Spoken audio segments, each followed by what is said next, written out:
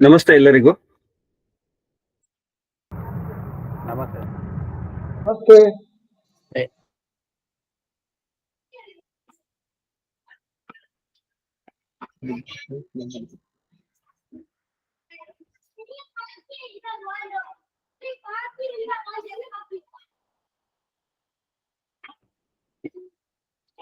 ನಾವು ಸಾಕಷ್ಟು ದಿನಗಳಿಂದ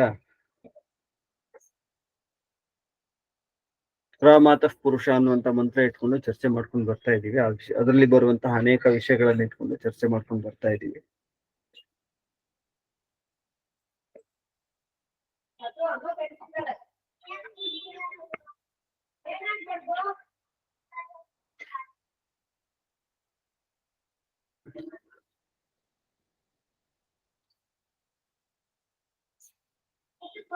ಇದನ್ನ ಮತ್ತೆ ಕಂಟಿನ್ಯೂ ಮಾಡೋಣ.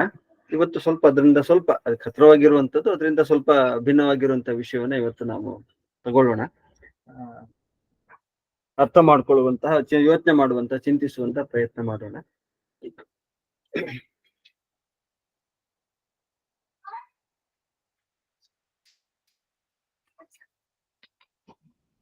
ನಮ್ಗೆಲ್ಲ ಗೊತ್ತಿರೋ ಹಾಗೆ ನಾವು ಇಷ್ಟೊತ್ತು ಆ ಮಂತ್ರದ ಹಿನ್ನೆಲೆಯಲ್ಲೂ ಕೂಡ ಯೋಚನೆ ಮಾಡಿದ್ದೇನಪ್ಪಾ ಅಂತಂದ್ರೆ, ಆತ್ಮೋನ್ನತಿಗೆ ನಾವು ಹೇಗೆ ನಮ್ಮನ್ನ ನಾವು ಬದಲಾಯಿಸ್ಕೊಳ್ತಾ ಹೋಗ್ಬೇಕು, ಎಲ್ಲವನ್ನೂ ಸಾಧನವಾಗಿ ಸ್ವೀಕರಿಸಿ ನಾವು ಹೇಗೆ ನಮ್ಮ ಆತ್ಮೋನ್ನತಿಯತ್ತ ನಾವು ಹೊರಡಬೇಕು ಅನ್ನೋದನ್ನೇ ನಾವು ಯೋಚನೆ ಮಾಡ್ತಾ ಇದ್ವಿ. ವೇದದ ಗುರಿಯೂ ಕೂಡ ಅದೇ. ನಮ್ಮಲ್ಲಿರುವಂತಹ ಸಂಸ್ಕಾರಗಳನ್ನು ಬದಲಾಯಿಸ್ಕೊಳ್ತಾ, ಕೆಟ್ಟ ಸಂಸ್ಕಾರಗಳನ್ನು ಬದಲಾಯಿಸ್ಕೊಳ್ತಾ, ಒಳ್ಳೆ ಸಂಸ್ಕಾರಗಳನ್ನು ಹೆಚ್ಚಿಕೊಳ್ತಾ ಆತ್ಮನ ಉನ್ನತಿಯನ್ನ ಸಾಧಿಸಬೇಕಾಗಿದ್ದು ಮನುಷ್ಯನ ಗುರಿ, ಕರ್ತವ್ಯ ಅಂತ ನಾವು ವೇದಗಳು ನಮ್ಗೆ ಸ್ಪಷ್ಟವಾಗಿ ಹೇಳುತ್ತೆ. ಆ ದಾರಿಯಲ್ಲಿ ನಾವೆಲ್ಲ ಹೋಗ್ಬೇಕಾಗಿರುತ್ತೆ. ಸೊ ಅದನ್ನೇ ತಿಳಿಸುವಂತದ್ದು, ಅದನ್ನೇ ಹೇಳುವಂತ ಒಂದೆರಡು ಮಂತ್ರಗಳಿದ್ದಾವೆ. ಅದು ನಮ್ಗೆ ಸ್ಪಷ್ಟವಾಗಿ ಇದನ್ನ ತಿಳಿಸ್ಕೊಡುತ್ತೆ. ಏನಪ್ಪಾ ಅಂತಂದ್ರೆ, ಅಥರ್ವವೇದದ ಒಂದು ಮಂತ್ರ ಇದೆ, ಉತ್ಕ್ರಾಮಾತಃ ಪುರುಷ ಮಾವಪಥಾಹ.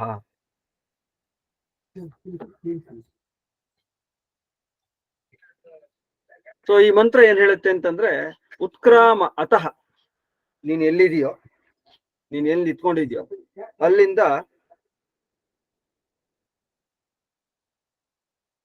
ಮೇಲಕ್ಕೆದ್ದು ನಡೆ. ಉತ್ಕ್ರಾಮ ಅತಃ, ಅತಃ ಅಂದ್ರೆ ಇಲ್ಲಿಂದ ಮೇಲಕ್ಕೆದ್ದು ನಡೆ.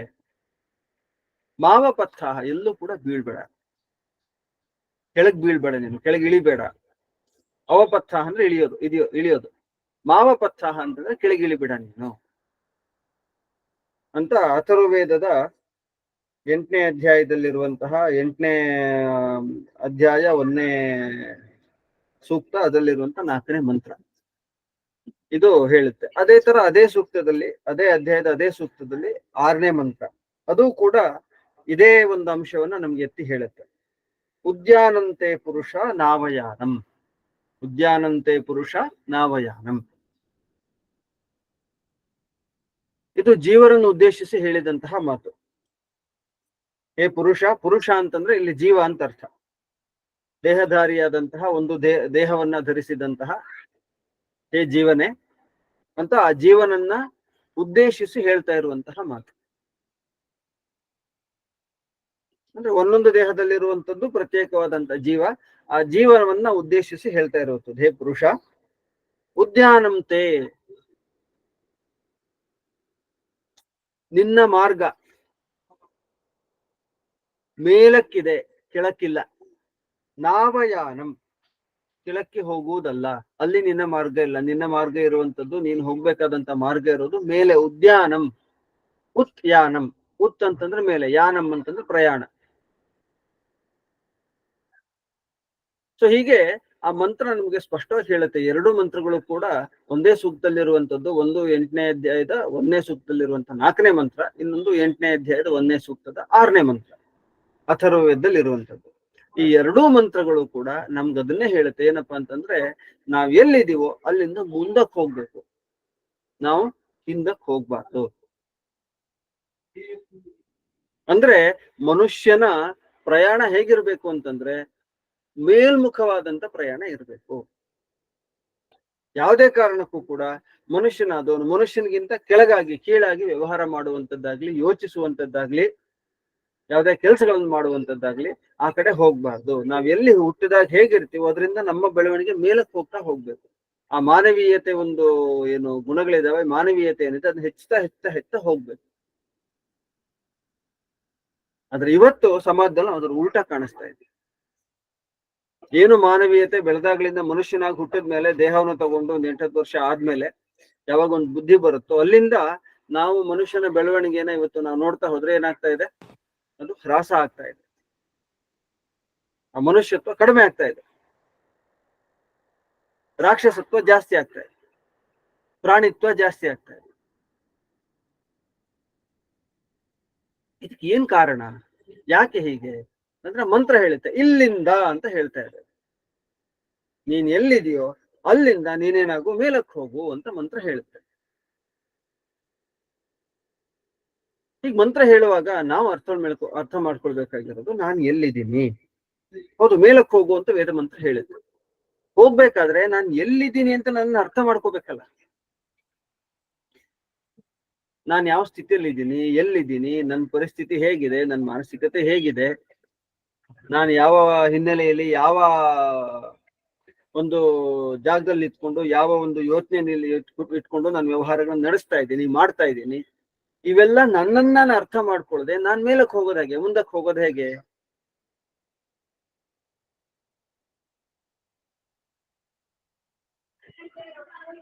ಹಾಗಾಗಿ ನಾನ್ ಮುಂದಕ್ಕೆ ಹೋಗ್ಬೇಕು ಅಂತಂದ್ರೆ ನಾನು ಯಾರು, ನಾನು ಹೇಗಿದ್ದೀನಿ, ನಾನು ಎಲ್ಲಿದ್ದೀನಿ, ನಾನು ಯಾವ ಸ್ಥಿತಿಯಲ್ಲಿ ಇದ್ದೀನಿ, ಇದನ್ನೆಲ್ಲ ಅರ್ಥ ಮಾಡ್ಕೊಳ್ಬೇಕಾಗಿದ್ದು ಕೂಡ ತುಂಬಾ ಮುಖ್ಯವಾದಂತ ಒಂದು ಭಾಗ ಆಗಿದೆ. ಅದು ಅರ್ಥ ಆಗದೆ ನಾನು ಯಾವ ಸ್ಥಿತಿಯಲ್ಲಿ ಇದ್ದೀನಿ ಅಂತ ಗೊತ್ತಾಗದೆ ನಾನು ಮುಂದಕ್ಕೆ ಹೋಗ್ತಿದ್ದೀನ ಹಿಂದಕ್ಕೆ ಹೋಗ್ತಿದ್ದೀನ ಅಂತ ಅರ್ಥ ಮಾಡ್ಕೊಳ್ಳೋದು ಹೇಗೆ? ಸರಿ, ವೇದ ಮಂತ್ರ ಏನೋ ಹೇಳ್ಬಿಟ್ಟಿದೆ ನಮಗೆ, ನೀನ್ ಮುಂದಕ್ಕೆ ಹೋಗು ಹಿಂದಕ್ಕೆ ಹೋಗ್ಬೇಡ ಅಂತ ಹೇಳ್ಬಿಟ್ಟಿದೆ, ಮುಂದಕ್ಕೆ ಹೋಗೋ ಮಾರ್ಗನೂ ತೋರಿಸಿದೆ. ಆದ್ರೆ ನಾನೆಲ್ಲಿದ್ದೀನಿ ಈಗ? ನಾನು ಮುಂದಕ್ಕೆ ಹೋಗ್ತಾ ಇದ್ದೀನಾ ಅಥವಾ ಹಿಂದಕ್ಕೆ ಹೋಗ್ತಾ ಇದ್ದೀನಾ, ನನ್ನ ಸ್ಥಿತಿ ಹೇಗಿದೆ ಅಂತ ಅರ್ಥ ಮಾಡ್ಕೊಳ್ಬೇಕಾಗಿದ್ದು ಕೂಡ ಏನು ಒಂದು ಭಾಗ. ಹಾಗ ಅರ್ಥ ಮಾಡ್ಕೊಳಕ್ಕೆ ವೇದಗಳ ಹಿನ್ನೆಲೆಯಲ್ಲಿ ವೇದಗಳ ವಿಚಾರವನ್ನ ಇಟ್ಕೊಂಡು ಏನು ವೇದಕ್ಕೆ ಪೂರಕವಾಗಿರುವಂತ ವಿಚಾರಗಳು ಬೇರೆ ಗ್ರಂಥಗಳು ನಮ್ಗೆ ಸಿಗುತ್ತೆ. ಆ ಬೇರೆ ಗ್ರಂಥಗಳನ್ನ ಎಲ್ಲವನ್ನು ನಾವು ಪೂರ್ತಿ ಹಾಗೆ ಪ್ರಮಾಣ ಅಂತ ತಗೊಳ್ಳಿಕ್ಕೆ ಆಗದೆ ಇದ್ರು ಕೂಡ ವೇದಕ್ಕೆ ಪೂರಕವಾದ ವಿಚಾರವನ್ನ ನಾವೇನ್ ಮಾಡ್ಬೋದು, ಆ ಗ್ರಂಥಗಳಿಂದ ನಾವು ಸ್ವೀಕರಿಸ್ಬೋದು.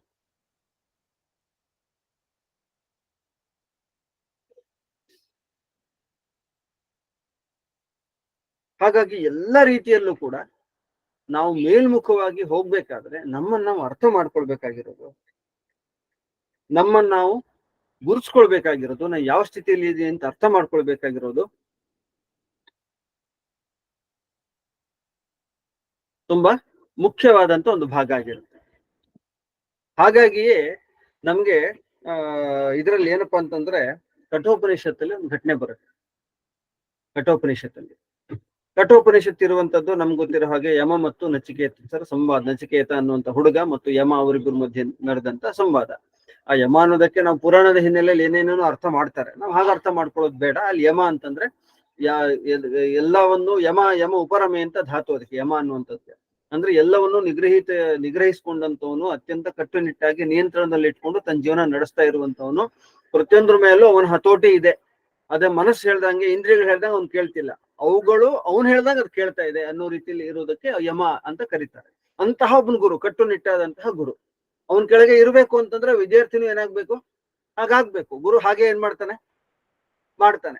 ಸೊ ಆ ಒಂದು ಹಿನ್ನೆಲೆಯಲ್ಲಿ ಅವ್ನು ಕಠಿಣವಾದಂತಹ ಗುರು ಅಂತ. ಮಕ್ಕಳು ಅಕಸ್ಮಾತ್ ವಿದ್ಯಾರ್ಥಿಯಲ್ಲಿ ಆತರ ವ್ಯತ್ಯಾಸ ಕಂಡ್ರೆ ಅದನ್ನೇನ್ ಮಾಡ್ತಾನೆ, ಅದನ್ನು ತಿದ್ದುವಂತಹ, ಅದಕ್ಕೆ ಬೇಕಾದಂತಹ ಸರಿಯಾದ ಮಾರ್ಗದರ್ಶನವನ್ನು ಮಾಡಿ ತಿದ್ದುವಂತಹ ಕೆಲಸ ಮಾಡ್ತಾನೆ. ಆ ತಿದ್ದುವಂತಹ ಪ್ರಕ್ರಿಯೆಯಲ್ಲಿ ಯಾವತ್ತು ಒಂದೇ ತರ ಇಲ್ಲಕ್ಕೆ ಸಮಾಧಾನ ಭೇದ ದಂಡ ಎಲ್ಲವೂ ಬೇಕಾಗತ್ತೆ, ಒಂದೇ ತರ ಇರಕ್ ಸಾಧ್ಯ ಇಲ್ಲ.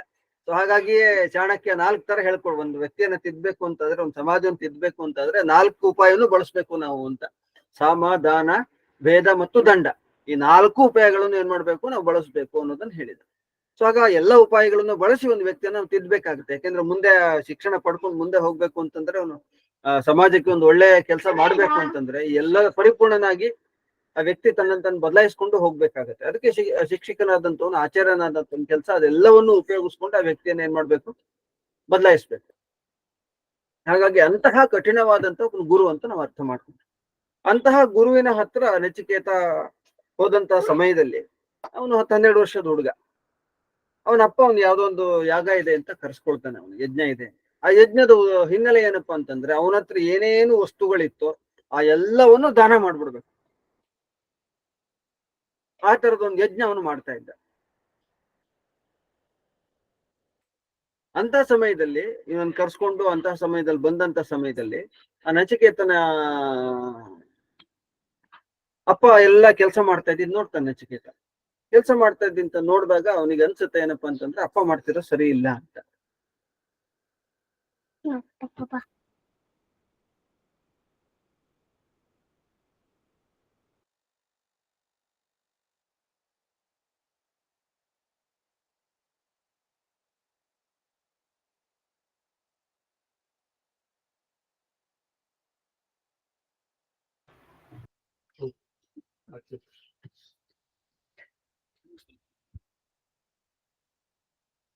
ಸೊ ಅಪ್ಪ ಮಾಡ್ತಿರೋ ತಪ್ಪು ಅಂತ ಅನ್ಸುತ್ತೆ. ಯಾಕೆ ಅಂತಂದ್ರೆ ಯಾವತ್ತೂ ನಾವು ದಾನ ಮಾಡ್ಬೇಕು ಅಂತಿದ್ರೆ ನಮ್ಗೆ ಸ್ಪಷ್ಟವಾಗಿ ಹೇಳಿರೋದು ಏನಪ್ಪಾ ಅಂತಂದ್ರೆ ನಮ್ಮ ಹತ್ರ ಏನು ಉತ್ಕೃಷ್ಟವಾಗಿದೆಯೋ ಅದನ್ನೇ ಏನ್ ಮಾಡ್ಬೇಕು, ನಾವು ದಾನವಾಗಿ ಕೊಡ್ಬೇಕು.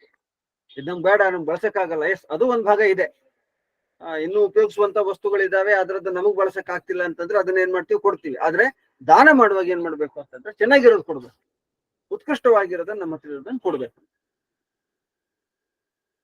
ಆದ್ರೆ ಈ ನಚಿಕೇತನ್ ತಂದೆ ಅವನ್ ಆತರ ಮಾಡ್ತಿರ್ಲಿಲ್ಲ.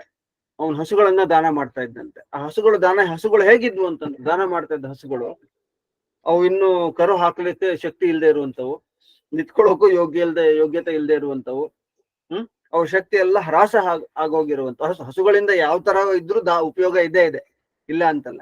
ಆದ್ರೆ ದಾನ ಮಾಡುವಾಗ ಆತರ ಏನ್ ಮಾಡ್ಬಾರ್ದು, ನಾವು ಮಾಡಬಾರ್ದು. ಹಾಗಾಗಿ ಆ ಹಿನ್ನೆಲೆಯಲ್ಲಿ ನಚಿಕೇತಂಗ್ ಇದು ತಪ್ಪು ಅಂತ ಅನಿಸ್ತು. ಆಗ ಹೋಗಿ ಅವನು ಏನ್ ಮಾಡ್ದ ಅಂತಂದ್ರೆ ತಂದೆ ಹತ್ರ ಕೇಳದಂತೆ, ಏನು ನನ್ನನ್ನು ಯಾರಿಗ್ ಕೊಡ್ತೀರಾ ಅಂತ 2-3 ಸಲ ಕೇಳ್ಬೇಕು. ಯಾಕಂದ್ರೆ ಅಪ್ಪ ತಪ್ಪು ಮಾಡ್ತಿದ್ದಾನೆ, ತಪ್ಪನ್ನು ಸರಿ ಮಾಡ್ಬೇಕು ಅಂದ್ರೆ ಯಾತಾರೊಂದವ್ರು ಮಾಡ್ಬೇಕಲ್ಲ ಅಂತ ಅವನಿಗೇನು ಯೋಚನೆ. ಸೊ ಹಾಗಾಗಿ ಅವನು ಕೇಳ್ದ ಹಾಗೆ. ಅದಕ್ಕೆ ತಂದೆಗೆ ಕೋಪ ಬಂದು, ನಿನ್ನ ನಾನು ಯಮಂಗ್ ಕೊಟ್ಬಿಡ್ತೀನಿ ಅಂತ ಹೇಳ್ಬಿಡ್ತಾನೆ. ಸೊ ಆಗ ಅವನು ತನ್ನನ್ನು ತಾನು ಪರೀಕ್ಷೆ ಮಾಡ್ಕೊಳ್ತಾನೆ. ಬಹೂನಾಮೇಮಿ ಪ್ರಥಮಃ ಬಹೂನಾಮೇಮಿ ಮಧ್ಯಮಃ ಕಿಂ ಸ್ವಿದ್ಯಮಸ್ಯ ಕರ್ತವ್ಯಂ ಯನ್ಮಯಾಧ್ಯ ಕರಿಷ್ಯತಿ ಅಂತ ಒಂದು ಅಲ್ಲಿ ಮಂತ್ರ ಬರುತ್ತೆ, ಶ್ಲೋಕ ಬರುತ್ತೆ. ಸೊ ಅಲ್ಲಿ ಅವನು ಪರೀಕ್ಷೆ ಮಾಡ್ಕೊಳ್ತಾನೆ. ನಾನು ಸಾಮಾನ್ಯವಾಗಿ ವ್ಯಕ್ತಿಗಳನ್ನ ನೋಡಿದಾಗ, ಗಮನಿಸಿದಾಗ, ಯಾವುದೇ ಕಾರಣಕ್ಕೂ ಕೂಡ 3 ತರ ವ್ಯಕ್ತಿಗಳು ಇರ್ಬೋದು. ಒಬ್ಬನು ಉತ್ತಮವಾದಂತವನು, ಒಂದು ಮಧ್ಯಮವಾದಂತವನು, ಅಧಮನಾದಂತವನು. ನಾನು ಉತ್ತಮನಿರ್ಬೋದು, ಮಧ್ಯಮನಿರ್ಬೋದು, ಅಧಮನೆಂತೂ ಅಲ್ಲ. ಉತ್ತಮ ಅಂದ್ರೆ ಯಾರು? ಅದಕ್ಕೆ ಶಂಕರಾಚಾರ್ಯರು ಭಾಷ್ಯ ಬರೆಯುವಾಗ ಅದರಲ್ಲಿ ಬರೀತಾರೆ, ಉತ್ತಮ ಅಂದ್ರೆ ಯಾರು ಅಂತಂದ್ರೆ ಯಾವ ವಿದ್ಯಾರ್ಥಿ ಆಚಾರ್ಯ ಹೇಳೋಕ್ಕಿಂತ ಮುಂಚೆನೆ ಅವ್ರ ಇಂಗಿತ ಏನು ಅಂತ ಅರ್ಥ ಮಾಡ್ಕೊಂಡು ಆ ಕೆಲಸ ಮಾಡ್ಬಿಡ್ತಾನೆ, ಅವನು ಯಾರು? ಉತ್ತಮ. ಹಾಗಾದ್ರೆ ಮಧ್ಯಮ ಯಾರು? ಅವನಿಗೆ ಆಚಾರ್ಯ ಹೇಳೋದಕ್ಕಿಂತ ಮುಂಚೆ ಅವ್ರ ಇಂಗಿತ ಅರ್ಥ ಆಗಲ್ಲ. ಪರಇಂಗಿತ ಜ್ಞಾನ ಫಲಾಹಿ ಚಾರುತ ಅಂತ ಹೇಳ್ತಾರೆ. ಚಾರುತ್ವ ಅಂತಂದ್ರೆ ಪರರ ಇಂಗಿತವನ್ನ ಮನಸ್ಸಲ್ಲಿ ಏನಿದೆ ಅಂತ ಅರ್ಥ ಮಾಡ್ಕೊಂಡು ಏನ್ ಮಾಡ್ಬೇಕು, ಅದಕ್ಕೆ ಸ್ಪಂದಿಸೋದು. ಅದಕ್ಕೆ ಪರಇಂಗಿತ ಜ್ಞಾನ ಅಂತ ಕರೀತಾರೆ. ಸೊ ಆತರ ಇದ್ದವನು ಉತ್ತಮ. ಅವನಿಗೆ ಆತರ ಇಲ್ಲ ಅಂತ ಇಟ್ಕೊಳ್ಳೋಣ. ಆದ್ರೆ ಇವನೇನ್ ಮಾಡ್ತಾನೆ ಅಂತಂದ್ರೆ, ಮಧ್ಯಮನಾಗಿರೋನು ಏನ್ ಮಾಡ್ತಾನೆ ಅಂತಂದ್ರೆ, ಹೇಳಿದ್ಮೇಲೆ ಆ ಕೆಲಸ ಮಾಡ್ತಾನೆ. ಅವನಿಗೆ ಮೊದ್ಲು ಮಾಡಕ್ಕೆ ಈಗ ಅವನಿಗೆ ಅರ್ಥ ಆಗೋದಿಲ್ಲ, ಹೀಗೆ ಇದ್ ಮಾಡ್ಬೇಕಾಗಿರ್ಬೋದು ಅಂತ ಗೊತ್ತಾಗೋದಿಲ್ಲ. ಆದ್ರೆ ಹೇಳಿದ್ಮೇಲೆ ಆ ಕೆಲಸವನ್ನು ಅಚ್ಚುಕಟ್ಟಾಗಿ ಮಾಡ್ತಾನೆ. ಸೊ ಹಾಗಾಗಿ ನಾನು ಉತ್ತಮನಿರ್ಬೋದು ಅಥವಾ ಮಧ್ಯಮನಿರ್ಬೋದು, ಆದ್ರೆ ನಾನು ಅಧಮನಲ್ಲ. ತೃತೀಯರು ಹೇಳಿದ್ಮೇಲೆ ಅವ್ರೇನ್ ಮಾಡಲ್ಲ, ಆ ಕೆಲಸ ಮಾಡಲ್ಲ ಸರಿಯಾಗಿ. ಆ ತರದನೆಂತೂ ನಾನಲ್ಲ ಅಂತ ನನ್ನನ್ನ ಏನ್ ಮಾಡಿದಾನ ಅವನು, ಯಮನ ಹತ್ರ ಕೊಡ್ತೀನಿ ಅಂತ ಹೇಳಿದಾನೆ.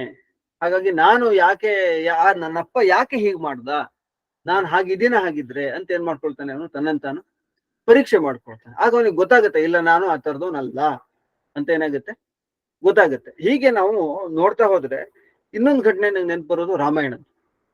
ಏನಪ್ಪಾ ಅಂತಂದ್ರೆ, ತಮ್ಮನ್ ತಾವು ಪರೀಕ್ಷೆ ಮಾಡ್ಕೊಂಡು ಮುಂದಕ್ಕೆ ತಾವು ಹೋದಂತ ವ್ಯಕ್ತಿಗಳನ್ನ ನಾವು ನೋಡಿದಾಗ ನಮ್ಗೆ ಗೊತ್ತಾಗುತ್ತೆ. ಹನುಮಂತ ಏನ್ ಮಾಡ್ತಾನೆ ಅಂತಂದ್ರೆ, ಸೀತೆಯನ್ನು ಹುಡುಕಕ್ಕೆ ಹೋಗ್ತಾನೆ. ಸೀತೆಯನ್ನು ಹುಡುಕಕ್ಕೆ ಹೋದಂತ ಸಂದರ್ಭದಲ್ಲಿ ಅವನಿಗೆ ಸೀತೆ ಎಲ್ಲಿದ್ದಾಳೆ ಅಂತ ಅವನಿಗೆ ಗೊತ್ತಿಲ್ಲ. ಹಾಗಾಗಿ ಎಲ್ಲೆಲ್ಲಿ ಮಹಿಳೆಯರಿದ್ದಾರೋ, ಹೆಂಗಸರಿದ್ದಾರೋ ಅಲ್ಲೆಲ್ಲ ಏನ್ ಮಾಡ್ತಾನೆ, ಅವನು ಹೋಗ್ತಾನೆ. ಹೋದಾಗ ಇವ್ನು ಹಗಲೊತ್ತಲ್ಲೇ ಹೋದ್ರೆ ಏನಾಗುತ್ತೆ, ಇವ್ನು ನೋಡ್ಬಿಡ್ತಾರೆ, ಹಾಗಾಗಿ ಇದ್ ಮಾಡಕ್ಕಾಗಲ್ಲ, ಅವ್ನಿಗೆ ನೋಡಕ್ಕಾಗಲ್ಲ. ಹಾಗಾಗಿ ರಾತ್ರಿ ಹೊತ್ತೆಲ್ಲ ಎಲ್ಲ ಕಡೆ ಏನ್ ಮಾಡ್ತಾನೆ, ಹುಡುಕ್ತಾನೆ. ಎಲ್ಲೆಲ್ಲೂ ಮಹಿಳೆಯರಿದ್ದಾರೋ ಎಲ್ಲಾ ಮನೆಗಳಿಗೆ ಹೋಗಿ ಎಲ್ಲಾ ಕಡೆ ಏನ್ ಮಾಡ್ತಾನೆ, ಹುಡುಕ್ತಾನೆ ಹನುಮಂತ ಹೋಗಿ. ಅವ್ನು ಹುಡುಕುವಂತ ಸಂದರ್ಭದಲ್ಲಿ ಅವನಿಗೆ ಏನಪ್ಪಾ ಅಂತಂದ್ರೆ ಅಲ್ಲಿ ಅವ್ರ ಹಿಂಗ್ಸ್ರು ಹೇಗೋ ಬಿದ್ದು ಇದ್ ಮಲ್ಕೊಂಡಿರ್ತಾರೆ, ಏನೇನೋ ಯಾವ್ದಾವ್ದೋ ಸ್ಥಿತಿಯಲ್ಲಿ ಇರ್ತಾರೆ. ಈ ತರದ್ದೆಲ್ಲ ಏನ್ ಮಾಡ್ತಾನೆ ಅವನು ನೋಡ್ಬಿಟ್ಟು ಒಂದ್ ಕಡೆ ಹೋಗಿ ಆಮೇಲೆ ಕುತ್ಕೋತಾನೆ. ಅವ್ನು ಗೊತ್ತಾಗುತ್ತೆ ಅವನಿಗೆ ಅಲ್ಲಿ ಅಲ್ಲೆಲ್ಲೂ ಸೀತೆ ಇಲ್ಲ ಅನ್ನೋದು ಅರ್ಥ ಆಗುತ್ತೆ. ಆದ್ರೆ ಅವ್ನು ಅದಕ್ಕಿಂತ ಮುಂಚೆ ಯೋಚನೆ ಮಾಡ್ತಾನೆ ಕೂತ್ಕೊಂಡು, ಏನಪ್ಪಾ ಅಂತಂದ್ರೆ ನಾನು ಈ ತರದೆಲ್ಲ ಏನು ಯಾವ್ಯಾವ್ದನ್ನೆಲ್ಲ ನೋಡ್ಬಾರ್ದು, ಸೀತೆನ ಹುಡುಕ್ಬೇಕು ಅನ್ನೋ ಸಲುವಾಗಿ ಯಾವ್ಯಾವ್ದನ್ನೆಲ್ಲ ನೋಡ್ಬಾರ್ದು ಅದನ್ನೆಲ್ಲ ನೋಡಿದ್ದೀನಿ. ಅದರಿಂದ ನನ್ನ ಮನಸ್ಸಿಗೆ ವಿಕಾರ ಏನಾದ್ರು ಬಂತ, ನನ್ನ ಮನಸ್ಸಲ್ಲಿ ನಾನು ವಿಚಲಿತನಾದ್ನ, ಅಥವಾ ಬರೀ ಸೀತೆನ ಮಾತ್ರ ಹುಡುಕೋ ಉದ್ದೇಶ ಮಾತ್ರ ನನ್ನಲ್ಲಿ ಇತ್ತ ಅಂತ ಏನ್ ಮಾಡ್ತಾನೆ, ತನ್ನ ಮನಸ್ಸನ್ನು ಒಂದ್ಸಲಿ ಪರೀಕ್ಷೆ ಮಾಡ್ಕೊಳ್ತಾನೆ. ಆವಾಗ ಅವನಿಗೆ ಸ್ಪಷ್ಟ ಆಗುತ್ತೆ, ಇಲ್ಲ ನನ್ನ ಉದ್ದೇಶ ಏನಿತ್ತು, ಸೀತೆ ಹುಡ್ಕೋದ್ ಮಾತ್ರ ಇತ್ತು. ಅದ್ ಬಿಟ್ಟು ಬೇರೆ ಯಾವ ಉದ್ದೇಶವೂ ನನ್ನಲ್ಲಿ, ಕೆಟ್ಟ ವಿಚಾರಗಳು ಯಾವುದೂ ನನ್ನ ಮನಸ್ಸಲ್ಲಿ ಆ ಸಮಯದಲ್ಲಿ ಇರ್ಲಿಲ್ಲ, ಬಂದು ಹೋಗ್ಲೂ ಇಲ್ಲ. ಹಾಗಾಗಿ ನಾನೇನಾಗಿದ್ದೀನಿ, ಸರಿಯಾಗಿದ್ದೀನಿ, ನನ್ನ ಉದ್ದೇಶ ಅಷ್ಟು ಮಾತ್ರ ಅನ್ನೋದನ್ನ ಏನ್ ಮಾಡ್ತಾನೆ ಅವನು ಅರ್ಥ ಮಾಡ್ಕೊಂಡು ನಿಶ್ಚಯ ಮಾಡ್ಕೊಂಡು ಮತ್ತೆ ಮುಂದೆ ಸೀತೆ ಹುಡುಕಕ್ಕೆ ಹೊರಡ್ತಾನೆ. ಹೀಗೆ ನಾವ್ ಎಲ್ಲಿದ್ದೀವಿ ಅಲ್ಲಿಂದ ಮುಂದಕ್ಕೆ ಹೋಗ್ಬೇಕು ಅಂತಂದ್ರೆ ನಾವೇನ್ ಮಾಡ್ಬೇಕು ಅಂತಂದ್ರೆ, ನಾವ್ ಎಲ್ಲಿದ್ದೀವಿ, ನಾವ್ ಹೇಗಿದ್ದೀವಿ ಅನ್ನೋದನ್ನ ಮೊದ್ಲೇನ್ ಮಾಡ್ಬೇಕು, ಅರ್ಥ ಮಾಡ್ಬೋದು. ಒಂದು ವೇದ ಮಂತ್ರ ನಮ್ಗೆ ಹೇಳಿದೆ ಏನಪ್ಪಾ ಅಂತಂದ್ರೆ, ನಾವ್ ಮುಂದಕ್ಕೆ ಹೋಗ್ಬೇಕು ಅನ್ನೋದನ್ನ ವೇದ ಮಂತ್ರ ನಮ್ಗೆ ತಿಳಿಸ್ಕೊಡುತ್ತೆ. ಆದ್ರೆ ನಾವು ಎಲ್ಲಿಂದ ಅದಕ್ಕೆ ವೇದ ಮಂತ್ರ ಹೇಳಿದೆ ನಮ್ಗೆ, ಉತ್ಕ್ರಾಮ ಅತಃ ಇತಃ, ನೀನ್ ಎಲ್ಲಿದೀಯೋ ಅಲ್ಲಿಂದ ಮುಂದಕ್ಕೆ ಹೋಗು ಅಂತ ಹೇಳಿದೆ. ಸೊ ಎಲ್ಲಿದ್ದೀನಿ ಅನ್ನುವಂತ ಜಾಗ ಬೇಕಲ್ಲ ನಮ್ಗೆ, ನಾವ್ ಎಲ್ಲಿದ್ದೀವಿ ಅನ್ನೋಂತ ಅರ್ಥ ಮಾಡ್ಕೊಳ್ಬೇಕಲ್ಲ. ಅದಕ್ಕೆ ನಮ್ಗೆ ಬೇಕಾದಷ್ಟು ವಿಷಯಗಳು ಬೇರೆ ಬೇರೆ ನಮ್ಮನ್ನ ನಾವು ಅರ್ಥ ಮಾಡ್ಕೊಳಕ್ಕೆ ಬೇಕಾದಷ್ಟು ವಿಷಯಗಳು ಬೇರೆ ಬೇರೆ ಕಡೆಯಿಂದ ಬೇರೆ ಬೇರೆ ಗ್ರಂಥಗಳಿಂದ ನಮ್ಗೆ ಸಿಗುತ್ತೆ. ಅದರಲ್ಲಿ ಒಂದು ನಮ್ಗೆ ಗ್ರಂಥ ಯಾವ್ದಪ್ಪ ಅಂತಂದ್ರೆ ಯೋಗ ಸೂತ್ರ, ಪತಂಜಲಿಗಳು ಬರೆದಂತಹ ಯೋಗ ಸೂತ್ರ. ಆ ಯೋಗ ಸೂತ್ರದಲ್ಲಿ ನಮ್ಗೇನ್ ಮಾಡ್ತಾರೆ ಅಂತಂದ್ರೆ, ಒಂದು ವ್ಯಕ್ತಿ ತನ್ನ ಅರ್ಥ ಮಾಡ್ಕೊಳ್ಬೇಕಾದ್ರೆ ನಾನು ಯಾವ ಸ್ಥಿತಿಯಲ್ಲಿ ಇದೆ ಅಂತ ಅರ್ಥ ಮಾಡ್ಕೊಳ್ಬೇಕಂತಂದ್ರೆ, ಒಂದು 4 ಸ್ಟೇಜ್ಗಳನ್ನ 4 ಹಂತಗಳನ್ನ ಏನ್ ಮಾಡ್ತಾರೆ ಅಂತಂದ್ರೆ ಅದರಲ್ಲಿ ಹೇಳ್ತಾರೆ. ಆ 4 ಹಂತಗಳನ್ನ ನಾವು ಅರ್ಥ ಮಾಡ್ಕೊಂಡಾಗ ನಾವ್ ಎಲ್ಲಿದ್ದೀವಿ ಹೇಗಿದ್ದೀವಿ ಅಂತ ನಮ್ಗೆ ಅರ್ಥ ಆಗುತ್ತೆ. ಅದೇ ತರ ಭಗವದ್ಗೀತೆಯಲ್ಲಿ ಒಂದಷ್ಟು ವಿಷಯಗಳು ಸಿಗುತ್ತೆ. ಈಗ ಯೋಗ ದರ್ಶನದಲ್ಲಿ ಅದಕ್ಕೆ ಆ 4 ಹಂತಗಳನ್ನ ಹೇಳಿದ್ದಾರೆ. ಯಾವ್ಯಾವ್ದು 4 ಹಂತಗಳು ಅಂತಂದ್ರೆ,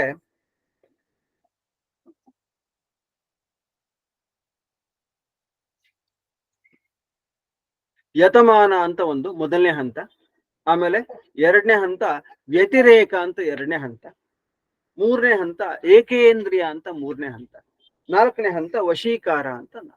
ಹೀಗೆ 4 ಹಂತಗಳು. ಒಂದು ವ್ಯಕ್ತಿ ಆದಂತವನು ತರ 4 ಹಂತಗಳಲ್ಲಿ ಇರ್ತಾನೆ ಅಂತ. ಅವನ ಸಾಧನೆ, ಅವನು ಮೇಲಕ್ಕೆ ಹೋಗುವಂತಹ ಮಾರ್ಗದಲ್ಲಿ 4 ಹಂತಗಳಲ್ಲಿ ಇರಬಹುದು. ಯಾವ್ಯಾವ್ದು 4 ಹಂತಗಳು ಅಂತಂದ್ರೆ, ಯತಮಾನ, ವ್ಯತಿರೇಕ, ಏಕೇಂದ್ರಿಯ ಮತ್ತು ವಶೀಕಾರ ಅಂತ ಈ 4 ಹಂತಗಳು. ಮೊದಲನೇ ಹಂತ ಯಾವ್ದಪ್ಪ ಅಂತಂದ್ರೆ ಯತಮಾನ ಅಂತ. ಏನು ಯತಮಾನ ಅಂತಂದ್ರೆ, ಆ ಶಬ್ದನೇ ಹೇಳ್ತಾರೆ, ಪ್ರಯತ್ನ ಮಾಡ್ತಾ ಇರೋದು ಯತಮಾನ ಅಂತ. ಏನು ಯತಮಾನ ಅಂತಂತಂದ್ರೆ, ನಾವು ಯಾವುದೇ ಸಮಯದಲ್ಲೂ ಕೂಡ ನಾವು ಏನು ಕೆಲಸಗಳನ್ನು ಮಾಡ್ತಾ ಇರ್ತೀವಿ, ಆ ಕೆಲಸ ಮಾಡ್ತಾ ಇರುವಂತದ್ದು ತಪ್ಪೋ ಸರಿನೋ ಅಂತ ನಮ್ಗೆ ಒಂದ್ ಹಂತಕ್ಕೆ ಒಂದಷ್ಟಂತೂ ಗೊತ್ತಾಗುತ್ತೆ.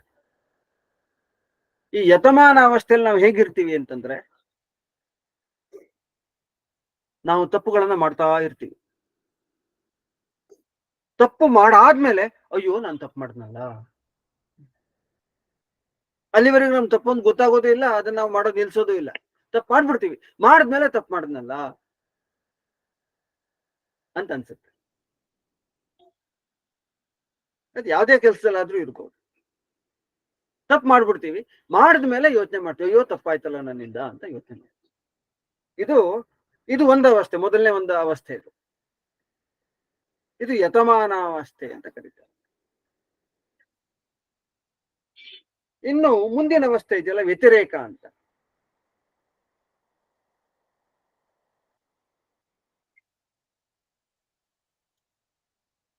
ಈ ಮೊದಲನೇ ಅವಸ್ಥೆಯಲ್ಲಿ ನಮ್ಗೆ ತಪ್ಪು ಗೊತ್ತಿರೋದಿಲ್ಲ, ತಪ್ಪು ಮಾಡ್ತಾ ಇರ್ತೀವಿ, ಮಾಡಾದ್ಮೇಲೆ ಇವ್ ತಪ್ಪು ಅಂತ ಅನ್ಕೊಳ್ತೀವಿ.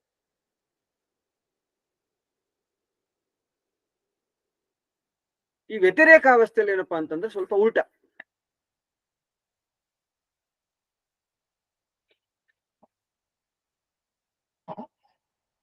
ನಾನು ಮಾಡ್ತಾ ಇರೋದು ತಪ್ಪು ಅಂತ ಗೊತ್ತಿರುತ್ತೆ, ಆದ್ರೂ ಮಾಡದೇ ಇರಕ್ಕಾಗಲ್ಲ. ನಾವೇನ್ ಮಾಡ್ತೀವಿ, ತಪ್ಪು ಮಾಡ್ತಾ ಇದ್ದೀನಿ ಅಂತ ಗೊತ್ತಾಗ್ತಾನೂ ಇರುತ್ತೆ, ಜೊತೆಗೆ ತಪ್ಪನ್ನ ಮಾಡ್ತಾನೂ ಇರ್ತೀವಿ. ಅದಕ್ಕೆ ವ್ಯತಿರೇಕ ಅಂತ ಕರೆದಿತ್ತು. ಉಲ್ಟಾ, ಎರಡು ಉಲ್ಟಾ ಒಂದೇ ಕಡೆ ಇರುತ್ತೆ. ಏನೋ ತಪ್ಪನ್ನ ನಾವು ಯಾವ್ದು ತಪ್ಪು ಅಂತಾನೂ ಗೊತ್ತಿರುತ್ತೆ, ಈ ತಪ್ಪನ್ನ ಮಾಡಬಾರ್ದು ಅಂತಾನೂ ಗೊತ್ತಿರುತ್ತೆ, ಆದ್ರೆ ಅದನ್ನ ಮಾಡ್ತಾನೆ ಇರ್ತೀವಿ.